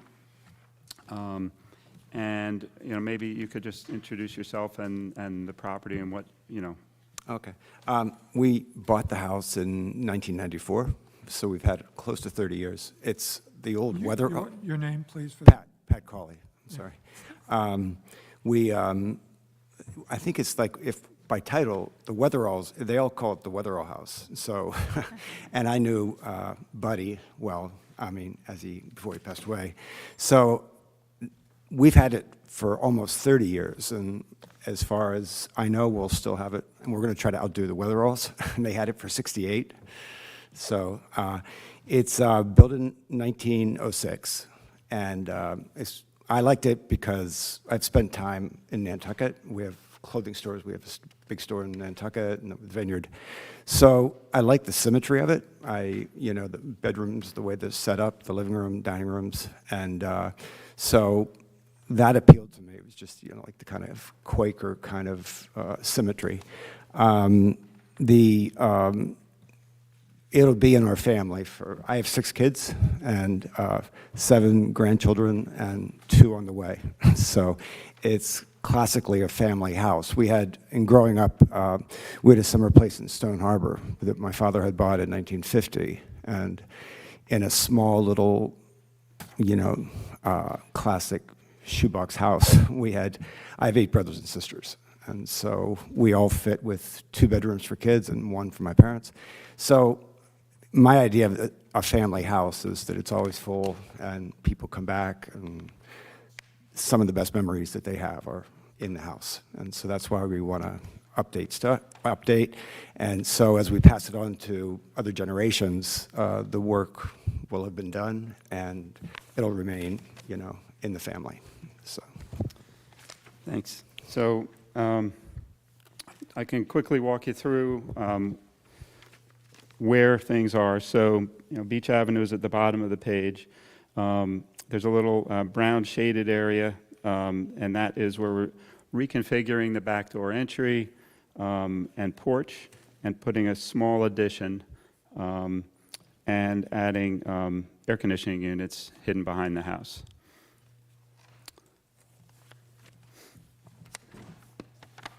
There are some fairly significant interior renovations also, speaking to what Pat is looking to do in passing this house down to future generations. If you're confused about the floor plan labeling, we're moving the living space to the 2nd floor and opening it out to the existing 2nd floor porch. We're reconfiguring the 1st floor with bedrooms. There's a kitchen in the back and a sunroom that are being reconfigured into bedrooms. The addition contains laundry room, mudroom, and bathroom for all these grandkids coming and going. The space for them to drop their stuff. Now, with all of that change, we've got the existing house. So we've got the 2-story porch. We've got the historic windows and front door and flanking doors and windows. The 3rd floor is getting some renovations too, but really it comes down to what we're doing on the outside. So the idea is to fix all the past sins. So previous people had put in vinyl replacement windows, they put in vinyl railings. All that is being redone, cedar railings, my favorite Colby primed non-clad window. The dormers are just going to be redone in authentic materials, no change in appearance. All of the windows are being replaced, as I said, except for the 2 historic windows on the 1st floor and the front door, which would be restored, and they're in good shape. Cedar railings, everything authentic materials. Because we are, you know, opening up the 2nd floor, the biggest change is to sort of replicate the door and windows below, maintaining that symmetry, and matching up the large windows. I guess they're 10/1 sash. On the side, on the back of the building, the sunroom was an addition. Right now it has Marvin wood windows. We're going to remove those windows and simplify the back with just the shingle siding. The addition, again, the materials are all going to match. The fireplace is being removed completely, so the chimney would be removed. Other than that, no material changes, and the same on the sides. On the right side, everything pretty much stays the same except around this back entry. And on the left side, these windows are all the same. There's a small window here, which we would sort of make match this other window, removing another window. So a couple little window changes, and then in the back again. And just the pictures. And that's it. Okay. We'll go around the room. Thank you. John, you want to start off? Well, once again, very nicely put together package of drawings. Thank you. Everything's quite clear, which is not always the case. Do have a few comments, however. Reading the report the historic report about this, this house. It's pretty interesting in that it was, the second floor deck on the front looks like wasn't added until the 1970s. Is that accurate? Yes. Right? And what it says about this house is that its distinguishing characteristics that, in fact, let me just read this to you. There are two pieces to this. One is that one-story gabled roof porch, enclosed rear porch, is considered an historic piece of this house. And in the concluding paragraph, it says, "The property is a contributing property in the historic district because it retains the integrity and key character-defining historic features, such as its historic massing and fenestration patterns." It's the fenestration patterns which is where I'm having a bit of a problem with this. If you look at the window-to-wall ratio of the front elevation as you've drawn it, as opposed to what it was originally, even with the double doors added on the second floor when the 70s deck was added, you've increased the window-to-wall ratio by about 30%. Those second-floor windows now that are now double doors with side lights, if you look at the elevation, it no longer looks at all like a shingle-style house. It looks like it's from another century, because those windows on that second floor are so much bigger. And look at the style, what would have happened in that period? First floor, second floor, third floor. So it's almost a triangulation of glazing. So that pattern, that fenestration pattern, has been entirely interrupted by only one move. And that is the second floor windows, double doors being added with those side lights, which I just simply have to state are is highly inappropriate for this house, I believe. Equally, or not as equally important, are what you've done in the back with regard to eliminating the fenestration pattern of these double, triple, and quadruple windows, where you've taken and eliminated those here. So this changed to that. And you've put the windows here and here, or taken the windows out of there because you're putting beds in that bunk room. I don't have as much of a problem with that, but it bothers me a little bit that the fenestration pattern has again been interrupted from that historic piece, because the historic report literally specifically calls out that enclosed porch. So I'd love to hear your response to the back of it, because I could be convinced of that. I'm not sure when that porch was enclosed. They had, that was, it's funny because the house itself had a buzzer in the dining room. So that the help all stayed in the kitchen. So That's why it was called a bunk room? I'm sorry, what? Is that why it was called a bunk room? I guess so, because when we bought it, the Sperry's, who bought it from the Weatheralls, Yeah. had put in their washer dryer there and a metal sink. And so, but with all of our kids, we made it into, it was a mudroom / it was our breakfast room. Yeah, okay. So I make a lot of furniture, so I made a table specifically for that room. And so with 6 kids all around the table, we have a long, narrow table, and so it became, an essential. I should say, too, that the reason my daughter Olivia is 16, so she wanted that back room, but she said, "It's too many windows. I don't want people looking at me." And so, so then we went from, the number that was there, we could reduce it down to 2, I guess, rather than 1, which would help. That would help. The good news is it's in the back, and it's not seen from the street, but the front facade, I think, is a whole other story. The front facade, if the The window. second floor windows on the front, Okay. yeah. No, one of the reasons why, if in wanting to reverse it, is that it's a very successful beach replenishment project in Cape May. Right. We no longer see the ocean or even get the breeze from the ocean as well. They're higher than the first floor now, almost, and God love it that it's there, it saves us. We haven't had water in the house in the basement since, I think that project has been completely underway. Right. It's just about finished. Yep. So it's a matter of light, but I think we'll get enough light from just the double and without the side, so I could buy that. So others on the committee might not agree with me, so this is just the first person commenting, so. That's all right. You're through? I'm finished, yes. Yeah, because I share your concern. Lorraine, did you want to make any comment? Lorraine is a city council liaison, and to keep her awake, we ask her questions once in a while. Just kidding, of course, but yes, Lorraine, if you have any comments, don't hesitate. Corbin? Yeah, fenestration again. On the rear elevation, the existing, there are 3 windows together, each one's a different size.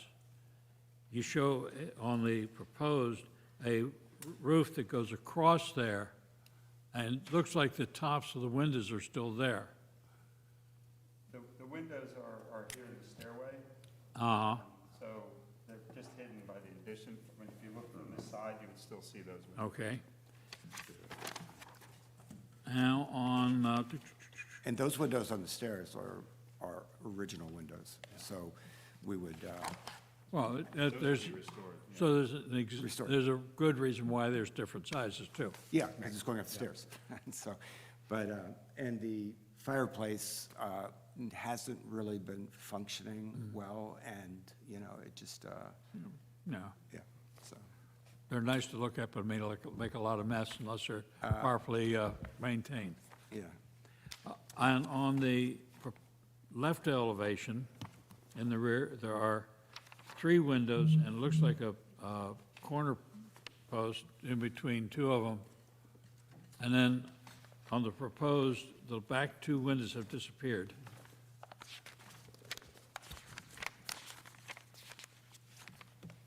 Yeah, you can't see that in any of the From the left. photos, but it's basically the same as on the other side. So, yes, Was that just to get less view into the bunk room, or? right. Now, I don't see a problem with going to double windows and keeping that theme going. Yeah, it would be logical to keep that sort of thing.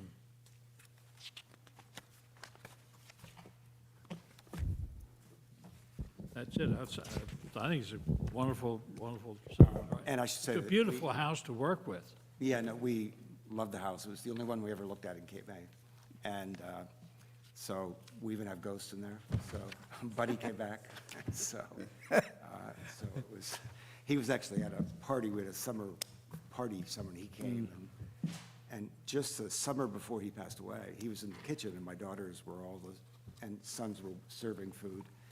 And they heard him say, "No offense, but when I die, I'm coming back here." And they were young. Well, that's And so- typical Cape May. Yeah, so they, I say, what's big deal, it's Buddy. And so, did you ever, anybody know Buddy Weatherall? Or- Yes, yeah.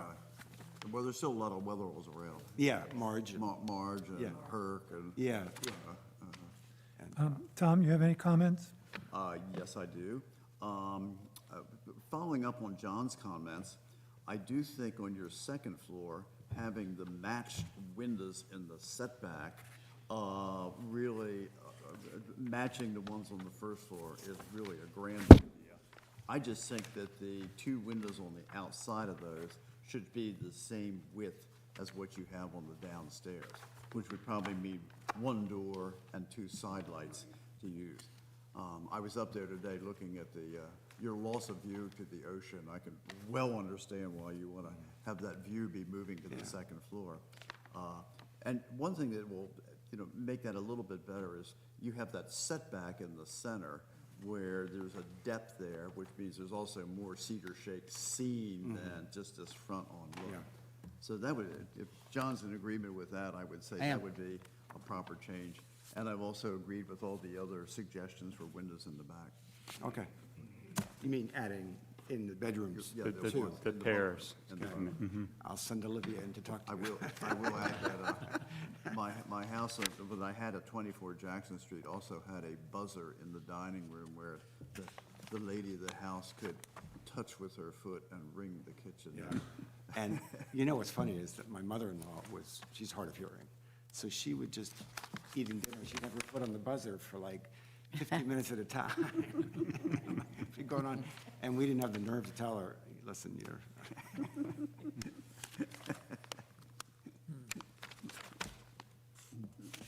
Is that it, Tom? Yep, that's me. Pip? No, everybody's asked my question. Janice? Yeah, I'm in the same boat. I agree with what's been said. It's all good. Jake? I just had a question regarding the, in the property report on the description, it indicates the chimney is described as a historic brick slope chimney. And what would be the rationale for removing that if it is an historic part of the building? One is that it doesn't function as a fireplace, and the other, it leaks, like, pretty significantly into the walls, and so, Well, and the fireplace is being removed, so there wouldn't be anything left to support it. There's this, it's a pretty nondescript Due to the chimney. interior renovations. Yeah, yeah. The only thing is, though, is it is part of the original structure, and so I'm not sure that it's visible from the front, but a brick chimney is part of the character-defining element of a historic home. And so I understand maybe wanting to take it out, but I think it's a problem, not unlike the fenestration. It's the same thing. A brick chimney is part of the standards. If it's there, it should stay there. But it's in the back of the house. Yeah, it is in the back, which makes it a little bit better, and I don't see it and this is visible from significant. the front. It's not as visible, you can see that in the bottom, it's built over the brick, so it's just the brick, you only see the brick from where that bottom first floor is. It doesn't go any higher. But So, it is 2 feet higher than the ridge, right? so that you have brick down here and then all shingles until you get to where it comes through the roof at the top. And it isn't visible from the front, as you can see. But it is 2 feet higher than the ridge. Yeah. But it doesn't show as being visible, which is, It's not. It's a picture. Right,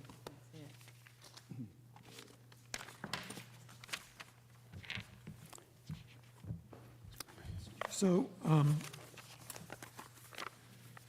because it's not visible, maybe the commission can understand it. The windows, I agree with the comments being made, but I'm not sure I understand what is being recommended or what would be acceptable. Can I make a suggestion? I don't know that this combination is entirely appropriate, even though it's what's there. What if we did a pair of French doors at each of these locations, which arguably would be more in keeping with the style? No side lights, just. No side double lights, French just doors double French doors. That would open in. And then the 2 windows on the first floor are the same, staying. Right. But we still have quite a bit of window on the center portion of that second level compared to what's there on the left. If you look at what's on the left, it's 2 windows, and now we have an entire wall. Although the good news there is that's set back several feet, right? So It's like 4 feet, right? Right, so, Yeah, it looks like it's set back about 4 feet. mhm. Yeah.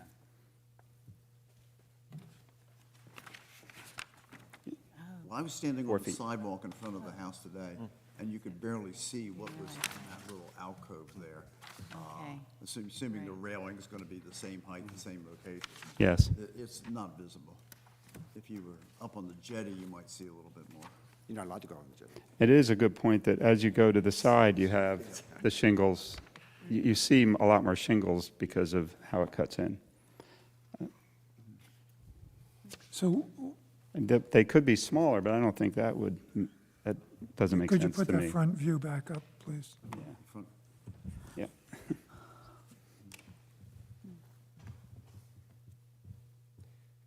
The The windows on the bottom are just so beautiful because they're from when it was originally built. And they don't open or close. And it's, Actually, real large windows were very common in American shingle-style construction. oh, up and down? Yeah. In fact, some of these houses, just, you'll look at them and you say, what are you gonna do if that ever breaks? You know, who would you ever get? Yeah. But the first American shingle style in America, up in Newport, Rhode Island, can't remember the name of it, but huge glass windows all the way around the front. And then that style just came right on down to Cape May. And so many of those shingle style houses were done by railroad executives, all in a pretty tight period of time. So that's true, although it's the window-to-wall ratio that starts to make it look less like it's, so, to me, if you were to reduce the size of the second-floor windows to be no wider than the ones on the first floor, I would be fine with that. Well, before I would be fine with it, I think the problem is, you've got the two windows, let's say they're the same size as on the first floor. On the right and left, you mean? We're talking about these two? Yes.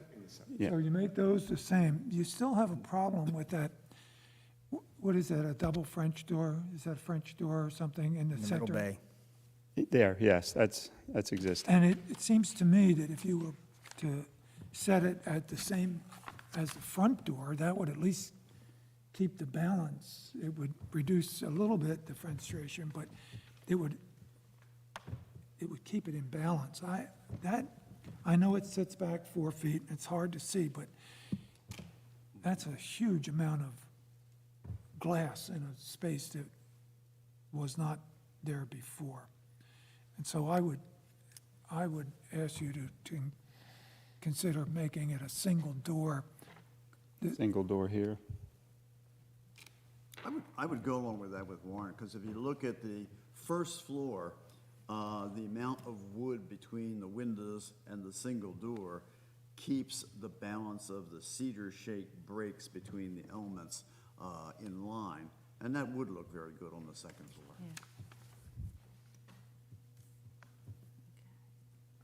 Anybody Does disagree? that work for you? I'm just curious, what windows do you think were originally, like long time ago, up there? I think it made no sense, because if you look at a lot of the beach houses, they're in the one bedroom, it's just a single little window. And, you know, we've seen photographs of it, and they're right across the beach from the ocean, and just as far as like air goes, and cooling, and even in the wintertime warming from the ocean. So do you know what was there when the house was built? I mean, do you have pictures that are that old? We have, I think we have a faded newspaper clip that must have been taken from the Hotel Cape May. Oh. That talked about 5 beach cottages being built for railroad executives. And so, but it was, you know, faded picture. Well, that's from the other side, too. Right. I'd be willing to bet those first floor major windows were original.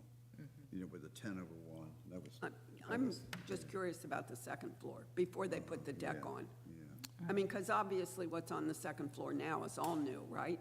All from when they put the deck in? Presumably, I guess. that was before, The Sperry's would have to tell you that, unfortunately, Sperry's passed away. No, they're great, but they wanted to go to Maine. So they. So, presumably, yes. so let me see if I understand where all this conversation is going.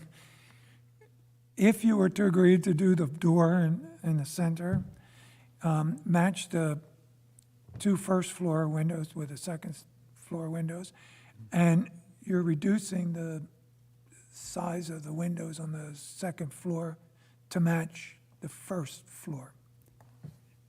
And further, to eliminate the side lights completely, induce a pair of in-swinging French doors in each location. Right. So, no wider than what's here now. So it seems to me that's a pretty substantial compromise. You don't get all the view or the light that you were hoping for, but in fact, you get some benefit. and it keeps the house a little bit closer in style. So the question is anyone on the commission think differently than that? Just so those windows on the second floor follow the same pattern of small window placement. Absolutely, yeah. Okay. Because you don't want it to look like big sliding shores up there with no break in them.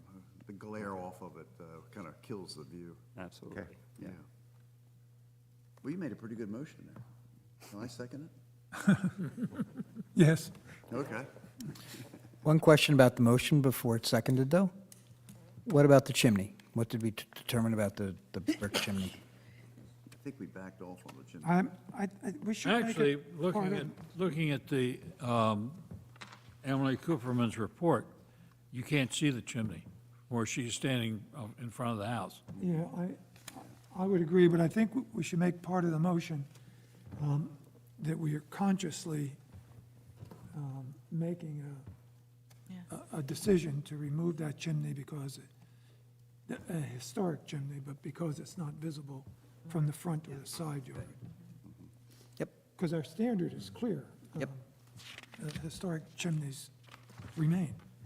I'll include in my second to your motion. Thank you. Motion by Mr. Copeland, seconded by Mr. Carroll. Ms. Campbell? Yes. Mr. Cogswell? Yes, Ms. Wilson Stritick? Yes. Mr. Stevenson? Mr. Becker? Yes. Mr. Carroll? Yes. Mr. Copeland? Yes, Are you going to Thank you. require a revised plan submitted to review? yes. Thank you. Of course. Yeah, we need a plan. Yes, yes. Reflects We'll that. revise the plans reflecting everything we talked about. Thank you. Thank you. All right, thank you for your guidance. Oh, we forgot one thing in that motion. The double windows in the bunk room. Oh, in the back. Okay, yes. So can we? Yeah. So do we have to revise the motion? I'm sorry, we forgot that, that's all. They have the Can I double just tell you, windows. I'm going to do that? Yeah. Yeah. We'll be looking for it in the drawing. Okay. Paul, when you get that done on one sheet, could you send it to me so I can attach it to the resolution? Okay. All right, thank you. Thank you. Thank you. Next order of business is Perry Street Associates LLC, 29 Perry Street, Block 1034, Lot 0021. This is a contributing property. They want to do a fire pit and landscape. Good evening. I'm Robert Shapansky, a project manager for the Star Inn. Good evening. I'm Tony Monofusco, and I'm also a project manager for the Star Inn on 29 Perry Street. And as I'm sure you know the building quite well, it is 3 separate structures. We're looking at the 2-story structure that has rear access to the back area. And what we're looking to do is install 5 small fire bowls, not necessarily pits, they're bowls, and just kind of clean that area up a little bit and make it more of an amenity for our guests. I just have to interrupt the question. This is a part of Cape Resorts. It is. Yeah, okay, I'm recusing myself. This came before us, and as they all do, and we make a decision whether to deal with it in review or for full commission. Because of the back of this building and the partition between the units is so modest, and then changing to a very modern pit, even though it's in the back, just seemed out of step with what we're doing in Cape May. And on the one hand, it's not visible. On the other hand, it's not the kind of thing I think we should be approving in review.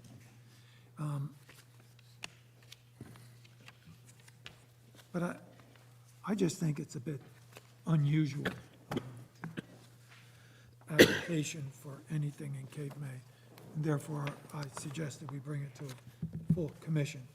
And so I would ask, rather than go around the room, I would ask if anyone shares any of those concerns or questions or what this is. It just looks a bit unusual to me. So I share those concerns, but I have a bigger one.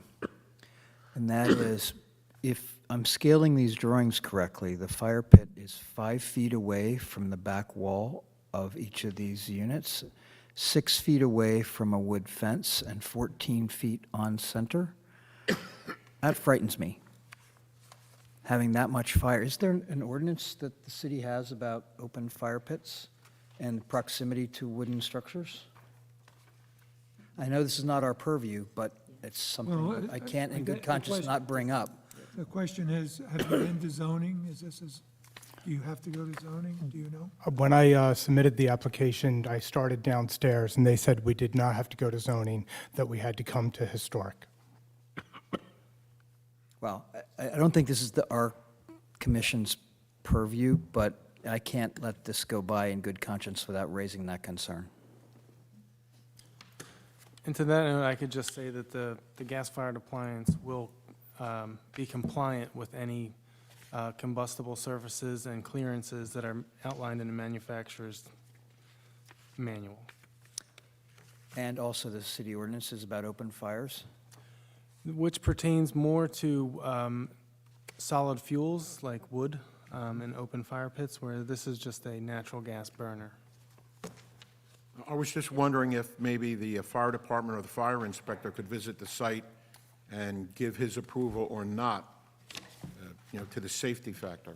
Well, that would be our next step when we submit the rest of the paperwork down to construction. But I think that would address the issues we're hearing. Do we have any idea what, we have this picture of this fire pit. It's a 30-inch bowl. And then we have this other picture that shows the flame elevating above the pit, maybe a foot or more. Well, as you know, they do very good advertisements with that, and none of it is really quite like that. There are regulators on it in which we can make sure that the flame is also smaller, which we would also want to ensure that for safety reasons as well.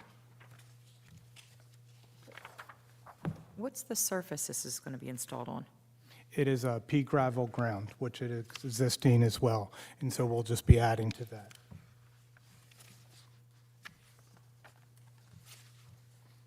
I mean, if the objection is to the design of the bowls, are you aware of any fire pits that have designs that would fit in better? As you know, we're very conscious at Cape Resorts of the historic value, and we really did do a lot of extensive review looking for the smallest bowl possible. And so the 30-inch bowl was the smallest we could find in that cement environment. You know, everything else was so much more modern and really just didn't fit the vibe of, the historic vibe of the Star. Yeah, the size, it's quite modest, 30 inches, it's not big at all, actually. Right.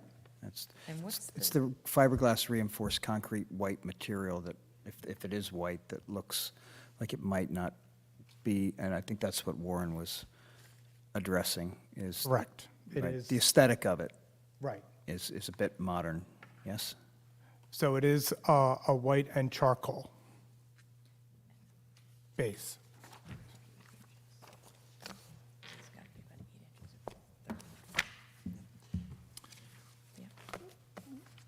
And you said the opening is 13 inches. The overall base, the overall product is 30 inches. Yes, but the opening for the burner is something less than that. Significantly, actually. Probably about a foot and a half less than that. Yeah. Yes. Do we know what that spec is? Well, the burning area is 15 inches, and the overall diameter is 30 inches. It has a 8-inch diameter burner in that 15-inch center circle. I did Burning take area a width visit is today. 15 inches, it says it right here. Yeah, 15, and then the burner is 8 inches. Yeah, I made a physical on-site visit there today, and I was taken back to the site. It was really kind of difficult to even get to. Right. And it is really out of the way there, so, I mean, I don't think many people are going to see it. Right. And it is a rear access only is pretty much it.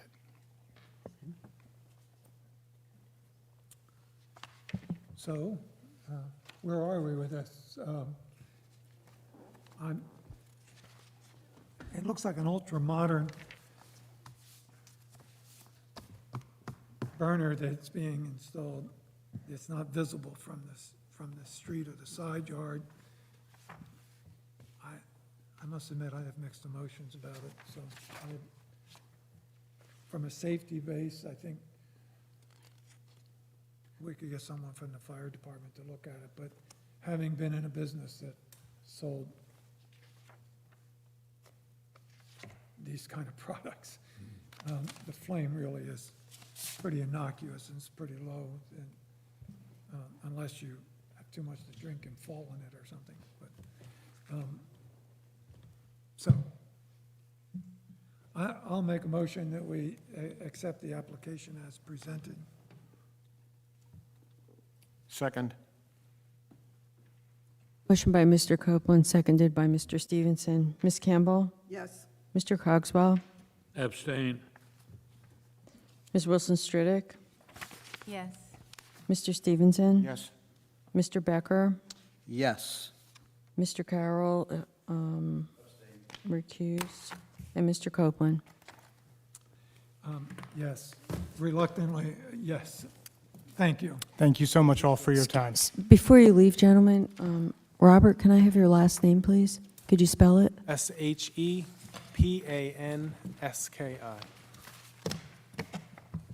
And your relationship to the project? I'm a manager. Okay, thank you. Thank you all. Have a great night. All right, thank you. Open to the public. Judy, would you give the telephone number should someone be interested? Warren, when we have an in-person meeting, we don't give out the telephone. When you have an in-person meeting, people don't call in. They're So they're not here, so right. no interest from the public. No opportunity to comment from the public. Well, we gave them an opportunity. I've got a number of things that I think at some point we should discuss, whether we discuss them in detail tonight. I'm just glad that they came in. First things first. All the time, they didn't bother to come in. Pip, you're not prepared, but you did a survey for the training. Could you give us an update on what? So, yeah, I can. I completed a report, which I'm going to email to everybody tomorrow. And basically, everybody responded except for one person. And so that was pretty good. I was pleased with that. And pretty much the content sort of surprised me because mostly people wanted the same thing. And I sort of thought people would want different things. But anyway, mostly people wanted the same thing. And it's stuff just like what we dealt with tonight, like new construction and in a historic district and legal things and the relationship between zoning and historic preservation. So I don't think anybody will find any surprises in this. And as far as how people would like to have the information delivered, the most was something virtual or something that would be online that people could watch and see online. But people also said conferences were okay and other things like that. So people can look at the report, and then I didn't think we were going to have time to talk about this tonight. But I think, to me, what the next steps would be is for people to look at this and then we'll figure out what should be the plan, right? And I've spoken to the people in the State Historic Preservation Office, and they've made some recommendations about who might be able to be people who could be speakers or things like that. So, so I think we'll be able to do something.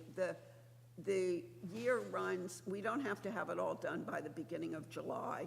We have until the end, until December, I think, she told me. To do the training. Yeah, to do the training, yeah. That's a next subject. I think we have the training this year potentially covered, so we have Oh, all right, time. well, then we're worried about the next year. We have time to develop this.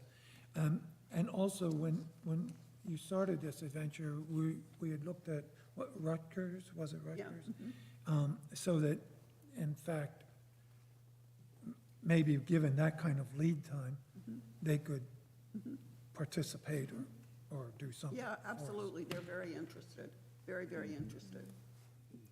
So, all right, you'll distribute this? So Warren, are you saying that we've already met our requirements for No, training and? that's the second item. Okay, sorry. Agenda.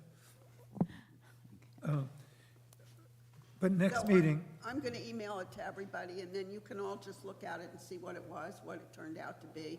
And then at the next meeting, I think we should talk about what people would like to prioritize, right? yes.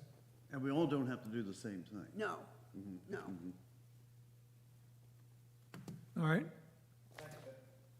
On the subject of training, there was a webinar available. I know Pip had attended it, and I did, and I will distribute this. If you haven't, I think I have enough copies for everybody. I checked this today. It was recorded, and so if you get on the website, you can listen to this. So I think Pip and I listened to the seminar live, but it, as I said, was recorded. It is available, or it was this morning, yesterday. And the state says that this allows us to meet our training requirement for this year. It's also relevant because, which I don't want to get into tonight, but as you know, there was some conversation about the AME Church and the parsonage next door, and I think that's relevant to this seminar, or maybe relevant to this seminar. It's really geared more towards a big city. I don't know how many applications we would have for this sensitivity, but I would encourage you to listen to it. And then, again, next month, maybe we could have a brief discussion about what this means to us in Cape That'd May. be great. All right? So Warren, you're saying that this hour and a half suffices for our training requirements for Yeah, 2022? that's what the state has said, that this will meet our requirements. Okay, great. That's not 8 hours, right? Why are you questioning this? You can watch it 5 times. That's,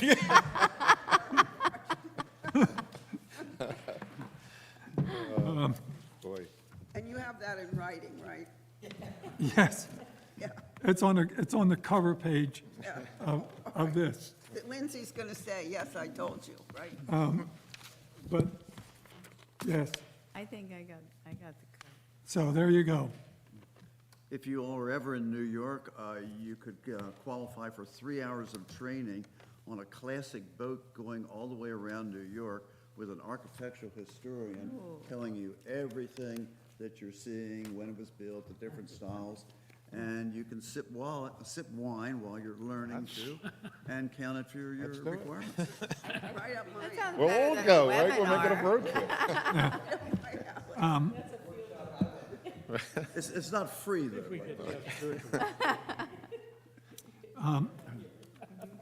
Okay, I still have a long list here, so.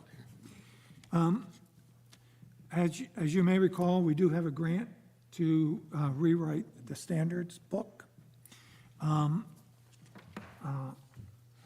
As I recall, Pip agreed to lead that effort. I think we should have at least one other member from the HBC participate. I think we should have a private citizen I participate. nominate Steve Fenwick. I do. I'm serious. And someone from either planning or zoning. And Warren, would I fit as a private citizen? I mean, that's basically what I am on the commission here.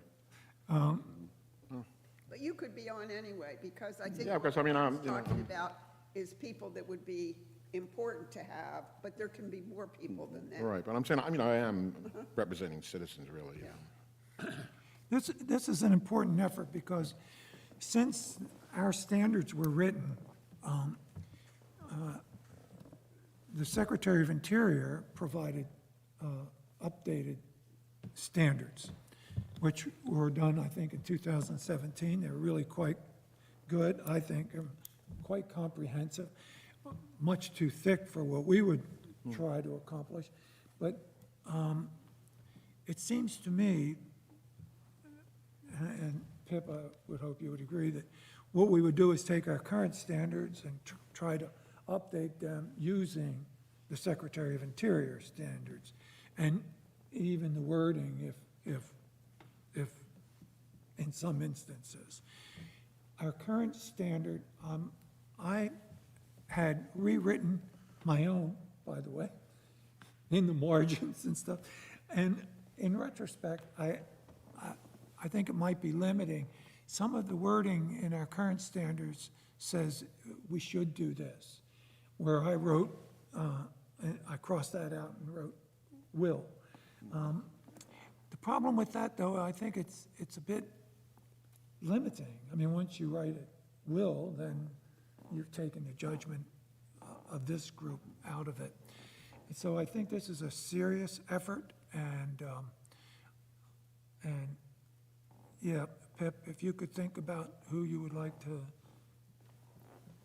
have on it. Another interesting component of our current standards is the descriptions of the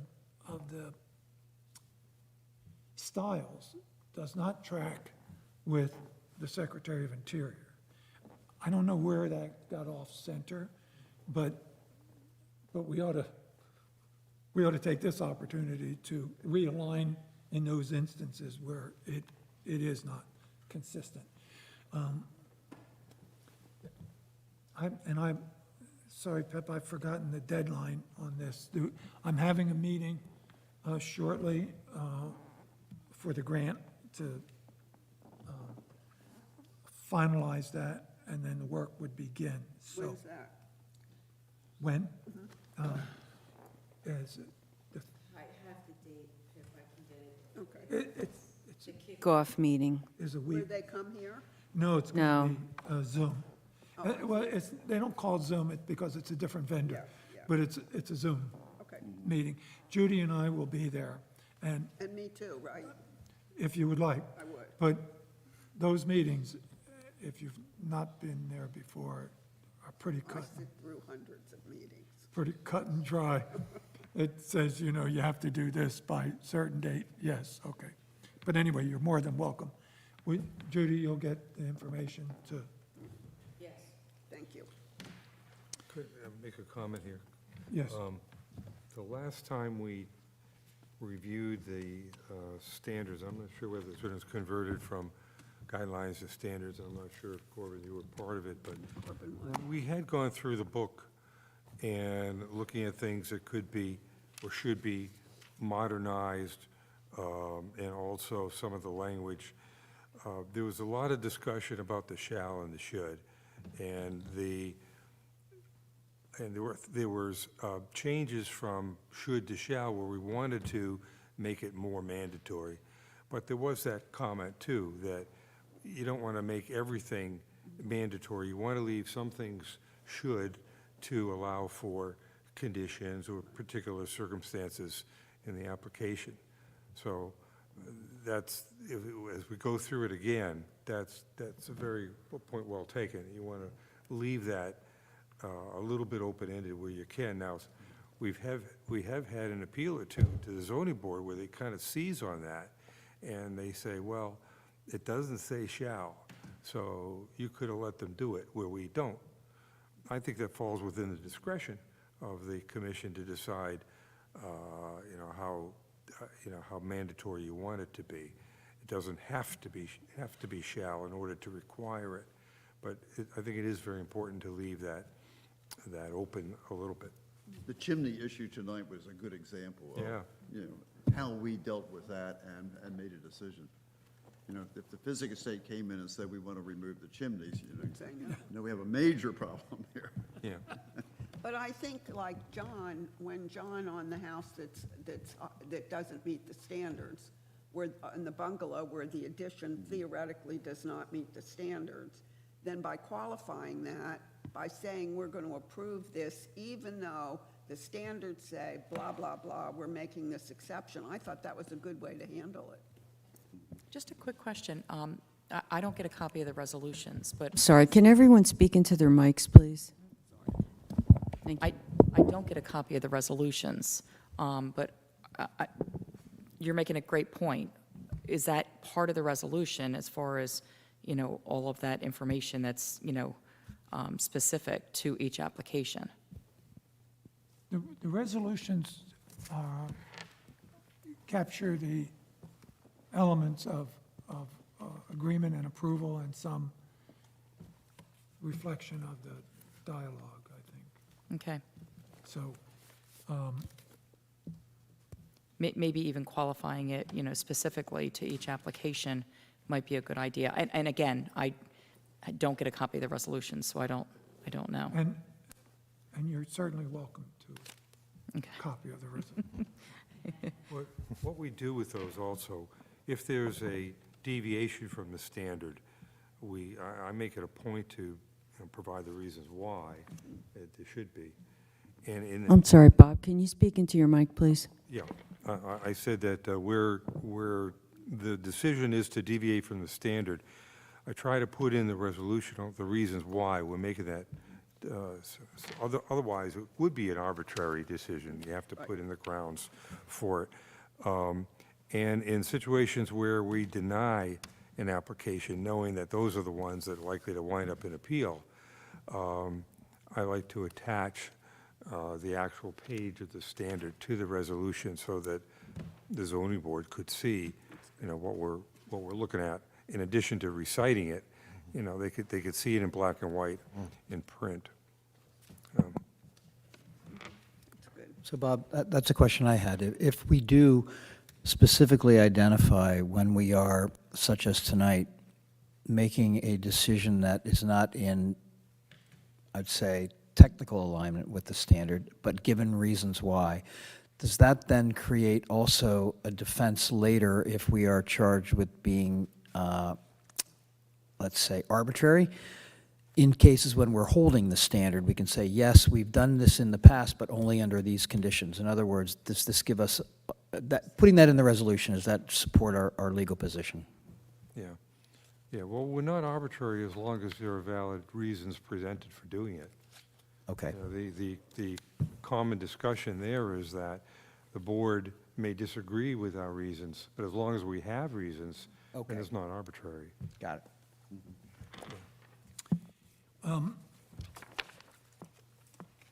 So Pip, you'll be in that meeting. After that meeting, you'll be able to set up your task force. And, Anyone who wants to be on, tell me. You're not going to ask Steve. I am. You are. So, okay. Next item, You know that philosophy. John has indicated, what, if you, You already told me to. I would caution if it gets too big, it won't be manageable, or Oh, thank you. won't, I've never run a committee before, so, yeah, no, I'm telling all right. the volunteers, so they're not heartbroken when you, Say they can't be. when you, right. All right. Next order of business. Pip, I won't be heartbroken. Would you distribute these around, please? Yes, sir. And I'll explain to you what they are. We recently met as a review committee. We don't want to mention names, applicants, I mean. Pip took a little bit of exception to one of the decisions that we made, which I accept as a valid challenge. And I think the commission, as a group, we should, as a group, discuss this and arrive at something that we can all agree on. I would go to the second page first. It'd be easier to see. Coincidentally, this was a house that's not in Cape May. It was in St. Michael's. I took a picture of it for whatever reasons. Here, you can see there's two additions to this house. It is not stepped back or stepped out. We don't know what the regulations are in St. Michael's. I'm only using it as an example of a way to differentiate between additions without stepping them in or stepping them out for whatever reasons. And so you can see the corner boards were left on, and this is what we had agreed to do in review recently. On that job, it didn't seem appropriate to restrict the applicant to step it in because there wouldn't have been sufficient room for hallway and bedrooms. It also, because of the streetscape, I didn't think, and the review committee didn't think, it was appropriate to step it out and make it visible. And what we agreed to do was leave the corner boards up. Also, the elevation of the addition is not higher than the building. In fact, it's substantially lower. Because of your comments, Pip, I had a conversation with the builder at the job site, if you remember, and he agreed to put the corner boards up or back. But because of your comments, I did, in fact, revisit the property with him and made sure that there wasn't any confusion about how we're going to differentiate this particular addition. And this picture is a little harder to understand. This picture was taken in Cape May. I believe you can see the property next door. You can see this was an addition some time ago. This is not a contemporary addition, as far as I can tell. But this addition was made, I'm sure, was not stepped out because of the property line. I mean, you can see how close it is. But I believe this differentiates this addition from the original building. And so I would open it up for discussion as we move forward in review. If we see something like this, is that an acceptable thing for the review committee to continue to consider? If it comes before the full commission, is this something we should categorically just reject? Or does this show sufficient demarcation, which is what our standard calls for an addition? I believe it does, but. I agree with you. I think, if I remember correctly, over at the parish house, over at the rectory of Church of the Advent, when it was converted to a parish hall, and additions were put on, there are corner boards where the original house was. Because there have been numerous additions to that building ever since. Even when it was resided from shingles to hardy board. they left the corner boards there, so. I don't want to abandon the notion, though, that an addition shouldn't be stepped in or out. That would be continue to be the preferred method, because that makes it really quite clear. So I'm not suggesting we abandon that. I'm questioning whether under certain set of circumstances, whether this makes Don't sense. you think part of it maybe has to do with the original design of the house? Like, for example, this house in the St. Michael's house, so it has this one addition that's like one story, and then this addition that's a little higher, right, and then this one. But it conforms with what a colonial house would be, versus if it was a Victorian house, it maybe would have been done a little differently.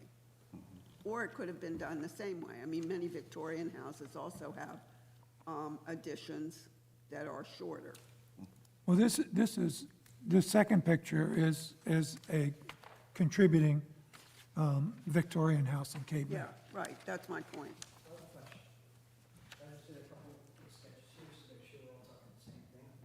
So if the corner board is there, but there's no change in eave line or ridge line, that to me is questionable.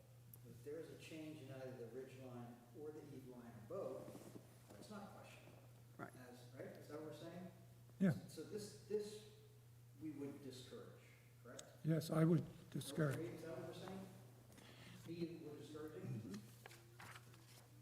I would think we would, that is just kind of strange. Yes, I think so. Well, if you have a contiguous ridge line, if you put an addition on where you're, in the back of the parish hall, there was a one-story addition that's the kitchen wing.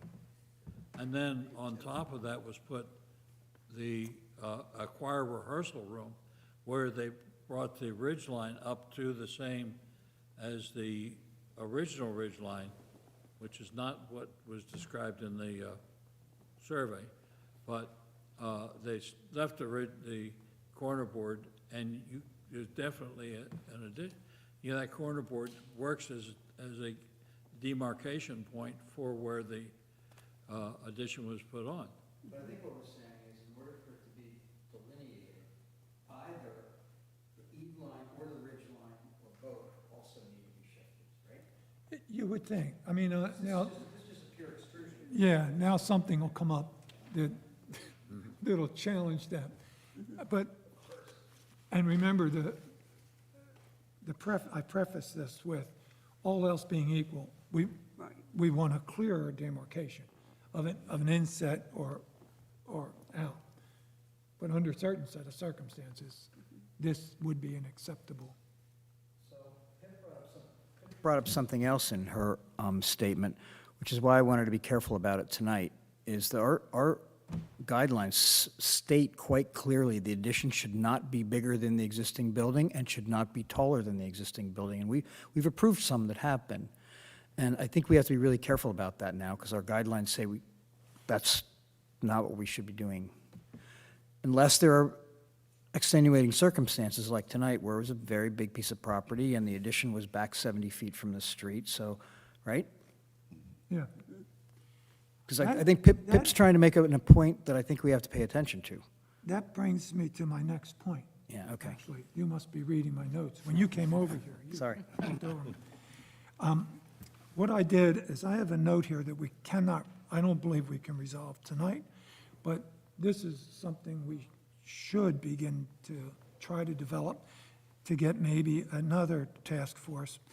The comment I have here is a need to update our common understanding and acceptance of preservation best practices, examples from the past that are good and examples from the past that are not so good. That's a great idea.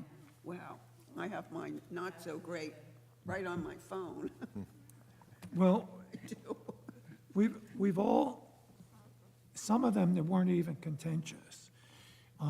After it appears some of us question, like, what were we thinking, or what did we miss? And so I think we can go back into our own history and just get a couple of examples and use those as a best practices test. It's a great idea. Again, it's too much to do tonight, but at some point, we should get another We're group also, to, you're also probably thinking about infill within the historic district, like a whole new house, and how are we blending it with the old, without creating a phony Victorian or something like that? Right. You know, how to go about doing it, and here's some good examples, and here's some that aren't.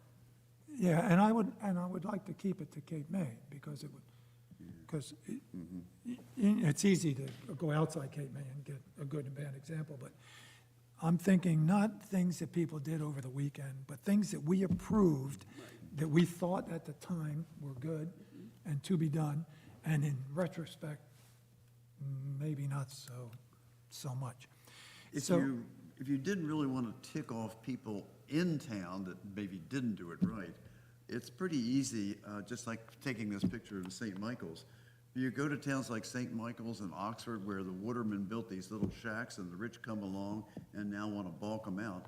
You can get endless examples of, you know, what was well done and what wasn't, and then you're really not offending people in the town. I think I have a lot in my picture collection of I think there's, really were good things, Yeah, and- well done. yeah, but the Yeah. only thing is I would suggest we tighten it up tighter than that. This is what this group has approved. We can see examples. This is Cape May. No one can be offended. I doubt anyone here knows or even has an inkling of where this property is. It's your house. And that, no, it's not. Nice try. But I think there's a way to capture the issue without revealing the applicant. And maybe also, I mean, I agree with Tom, you know, you don't want to be holding these examples up for public opinion. But I do think for people on the HPC, for me, I'm speaking for myself, it would be helpful to know, oh, this is what we approved, and this is what it turned out to be, and, you know, how did we get there, right? Yeah. So, since we have some things going, I'm going to diary this for a couple of months. And then when we get some of this other work done and some people are freed up, we can challenge the next piece. Okay. All right? In no particular order, I'll just continue on here. I think we should rethink our annual or semi-annual award for outstanding examples of renovation and/or new construction. A few years ago, we started down this road. What we did is we identified an applicant that had a really high-quality presentation and in fact, did a great job.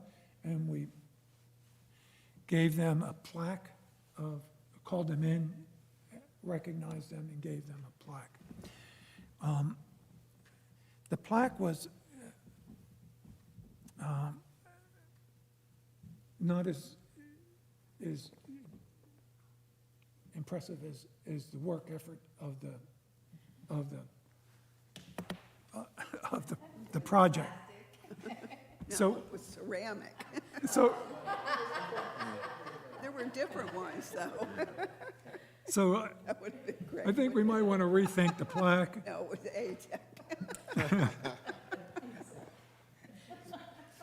At any rate, I think we ought to do it once a year.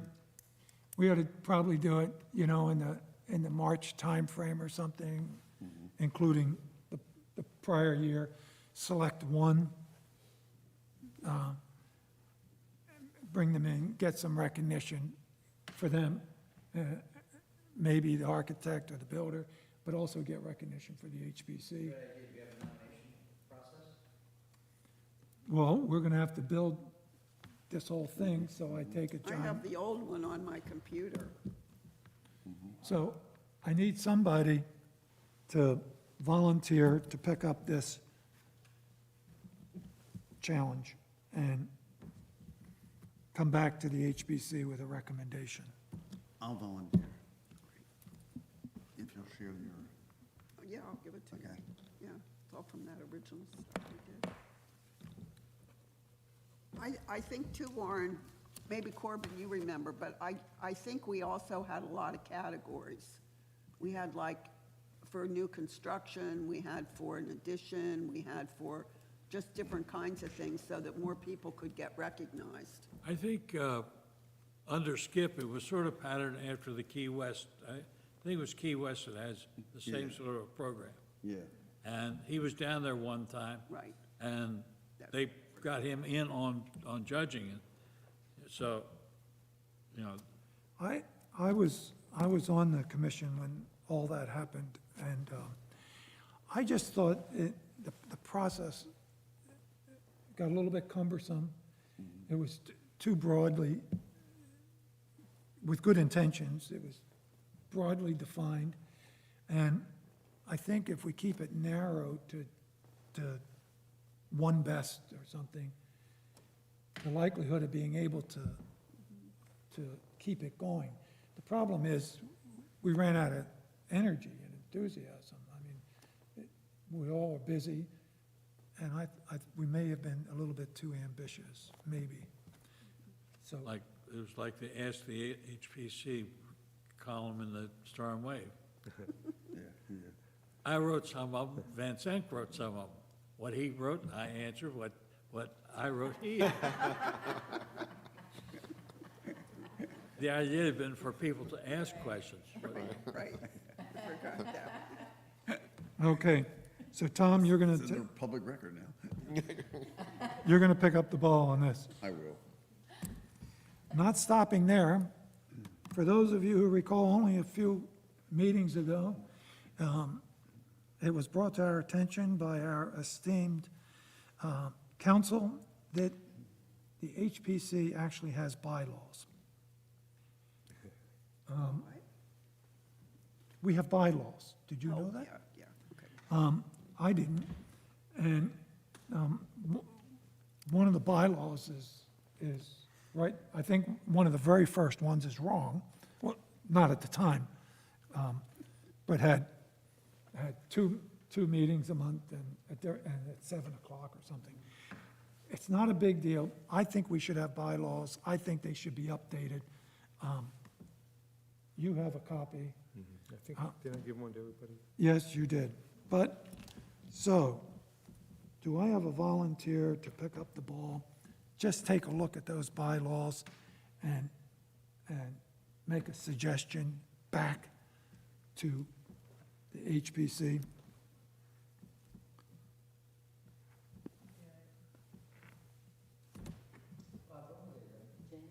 Janice is volunteering.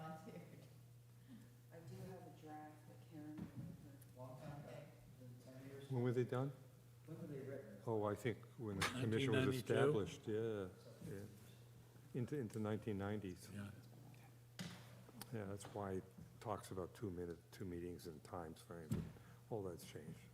Do you hand these out when people are appointed to the committee? Do they get a copy of the bylaws Excuse me? and the standards?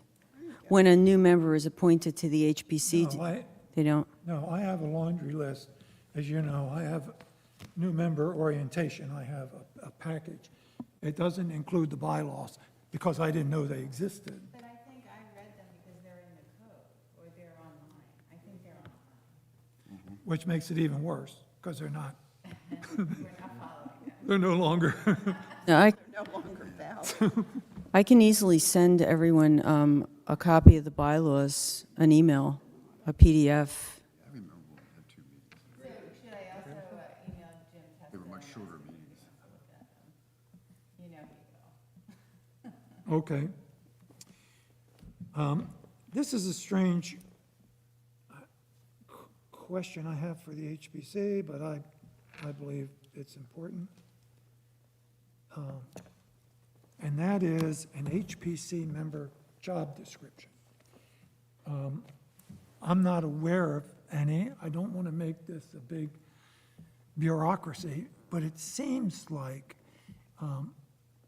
we ought to be able to write down on 2 pages a job description of what we do. It's in the ordinance as to what each category is. The No, ABC that- membership. Yeah, I know, but that's not a job description. Sort of. No, that's the difference between staff and line. Background and knowledge that you I'm bring talking on board. about corporate America, a job description, like what exactly are the responsibilities of an individual? I think that's a good idea. So. Actually, couldn't that be incorporated into the bylaws, rules and responsibilities of an HPC member? Don't give me that look. Hey, Warren, Duties, isn't it? Duties? I would suggest that rules and responsibilities of an HPC member get rolled into the bylaws. That would make sense to me. They would be interrelated, but the bylaws talk about how many meetings, what time you're going to meet, what the makeup is. That's a lot of your duties. Yeah. How many times are we going to meet? How long the meetings? Yeah. When do we adjourn? What, and we'll have to what did adjourn? we do tonight that is not covered? In our duties? Yeah, I mean, you reviewed plans, you discussed it with the applicant, you shared it with members. I mean, that's what a job description. Well, it's also reviewing them before you come to the meeting, so you're prepared, right? So, I mean, that kind of stuff. Well, plus there's the difference between the review committee job Yeah. description and Yeah. the commission participation job description. And some level of familiarity with the guidelines, I mean, that seems to be part of the roles and And I responsibilities. think a job Yes, description they're also called needs. standards. Standards. Standards, right, standards. Well, ours are guidelines. No, they're coded in the, No, they're standards. Really? they're standards. I stand correct, great. Yeah, you I can like look that it word up. better, actually. See the title? It says design standards, yes, great. That was part because I was on the committee that we decided that the guidelines were too much permission. Yeah, okay. Because the Secretary of Interior's are guidelines, right? No, No, they're standards. no, they're standards. Oh, they're standards and guidelines. No. They're standards that include guidelines on how to apply the standard. Got it. Yep, that makes sense. Yeah. It's a little esoteric, but it makes sense. So, I know this is a lot of gibberish at the end of the meeting, but job description, what do you think? Would it be helpful? Is it necessary? It's probably just a good thing in one paragraph to have in writing, but, I think we all know what our job description is, and we're doing just fine. But just to kind of cover ourselves as to It's what not- we do and how we do. It's not for us. No, It's- it's for the public. And for potential new members. Potential people. I mean, it would be helpful for a new person, but for those of us who have been doing this for all these years, yeah, I would agree. But it's, But Warren, would also be called duties and responsibilities too, because then it tells you, besides your job, this is your personal responsibilities. yeah, I think the whole, role, responsibilities, Right. whatever. Rat on I, your- That's right. I just think we ought to have a little bit more structure, so. But Warren, that brings up something that happened recently, which was that discussion in email about the application, and Jim Testa saying this could be considered a meeting. So that wouldn't be something that would be covered in job description, but it is something that I think should be very clear to anyone who joins the commission. And we should all have it that we can refer to, when is it appropriate? Who should we reply to? When Judy sends out an email, and people have a bad habit of replying all. And it's not necessary, and it's probably not even a good idea, because it starts these conversations that we shouldn't be having. You're getting into a topic that we could spend a lot of time on. That's getting into ethics. Okay. And I think everybody here's got a pretty good idea what you can and can't do, but it would be helpful to have a checklist or guideline as to that. How, you know, to what extent can you talk to one another outside of a meeting? And what kind of communications can you have? Can you do it by phone or email or message? Is that okay, or you're just excluding person? I mean, there's a lot of issues here. If you can't make a meeting, what's your obligation when it comes time to vote on these resolutions? Can you? And the answer is yes, if you do certain things, like listen to the transcript, or read everything from that meeting, the application, and technically you're supposed to sign a certification that says, yes, I have listened to the tape of the meeting, and then you can vote on that resolution later on. So there's a lot of issues you raise. I don't know how you want to address that.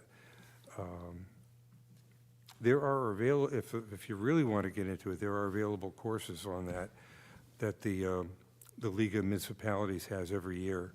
Right. Cover those sort of things for board members. But as far as the role and responsibility or job description, we could touch on that without okay, what I'll do is I'll take a shot at creating a job description or a role and responsibility. So where we are then is Pip is going to do some additional work with regards to the training for 2023, right? Yes, right. The webinar, if you haven't attended, you're going to attend, would you drop me a note that in fact you attended and completed it? I know it's on the honor system, but then we will have documented that we've met our training requirement for 2022. The rewrite of the standards book, Pip is going to take the lead. Do you think, Pip, maybe by the next meeting, you and I could meet and agree on your task force members? Sure. And then we could report back.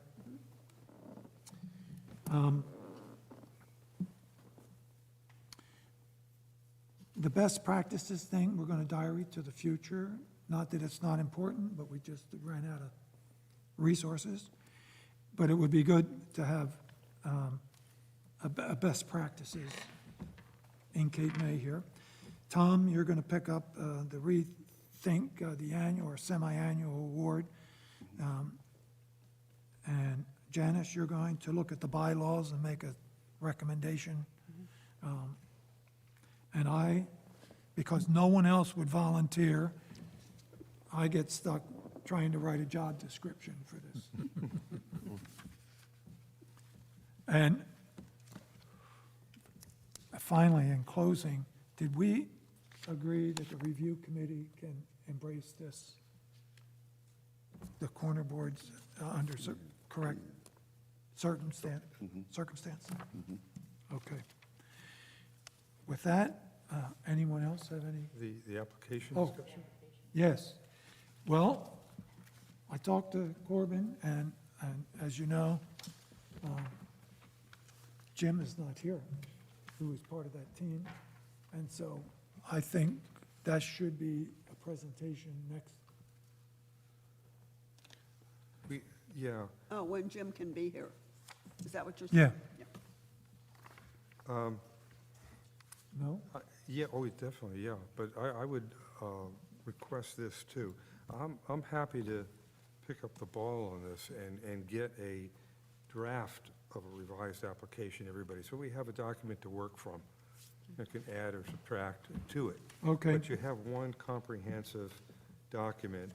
And in our past discussions, I've gathered some materials. I think at one point I sent some materials around to propose language to the application. I envision a revised application and also a checklist for the applicant to be sure that he has supplied everything they have to supply in order to have the application deemed complete.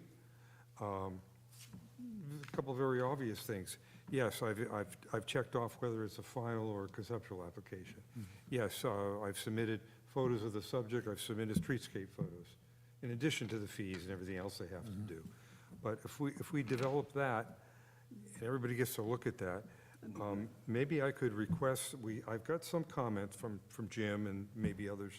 If you have any suggestions that you haven't already submitted, please do so. And you could copy everybody and me, and I will coordinate that and put it in the application. Or at least, yeah, I'll put it in the application in a draft, and we can review that.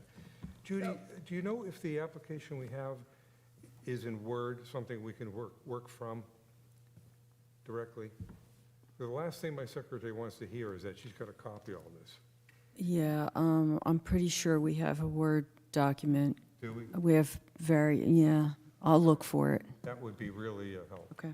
So And I'm Corbin- wondering too, if couldn't people submit their applications electronically? Right. And then Judy could send them to us electronically, like she was able to do when all the meetings were like Zoom meetings? And then everybody could get their iPad out and just look at this stuff without having to ruffle through all this paper. Well, I don't know, as Judy that, but they have to submit a fee with the application. Well, they could submit one copy of the application or something, some way to work that out. It would be hard to see plans, though. Yeah. Yeah, we tried this at a Yeah, different you have municipality, and it did not work out. Huge Yeah. amounts of- That's true, yeah. I think, But when I was going over this, and I've given it some thought, is we assume, there's a basic assumption that the person picking up the application knows what streetscape is, knows what a catalog cut is. There's no definition. And I was going, definitions in there, and on the page that is the materials list, have certain ones starred that this is a requirement that you must have a cut or some documentation. Make it as kindergartnerish as possible, so that, you spell it out in detail. Corbin, you and Jim have been working on this for a few months, so if you would get that work product to Bob, I'll try to contact Jim and find out what he has, and Actually, Corbin, you just said it's great. You could dovetail that with the checklist.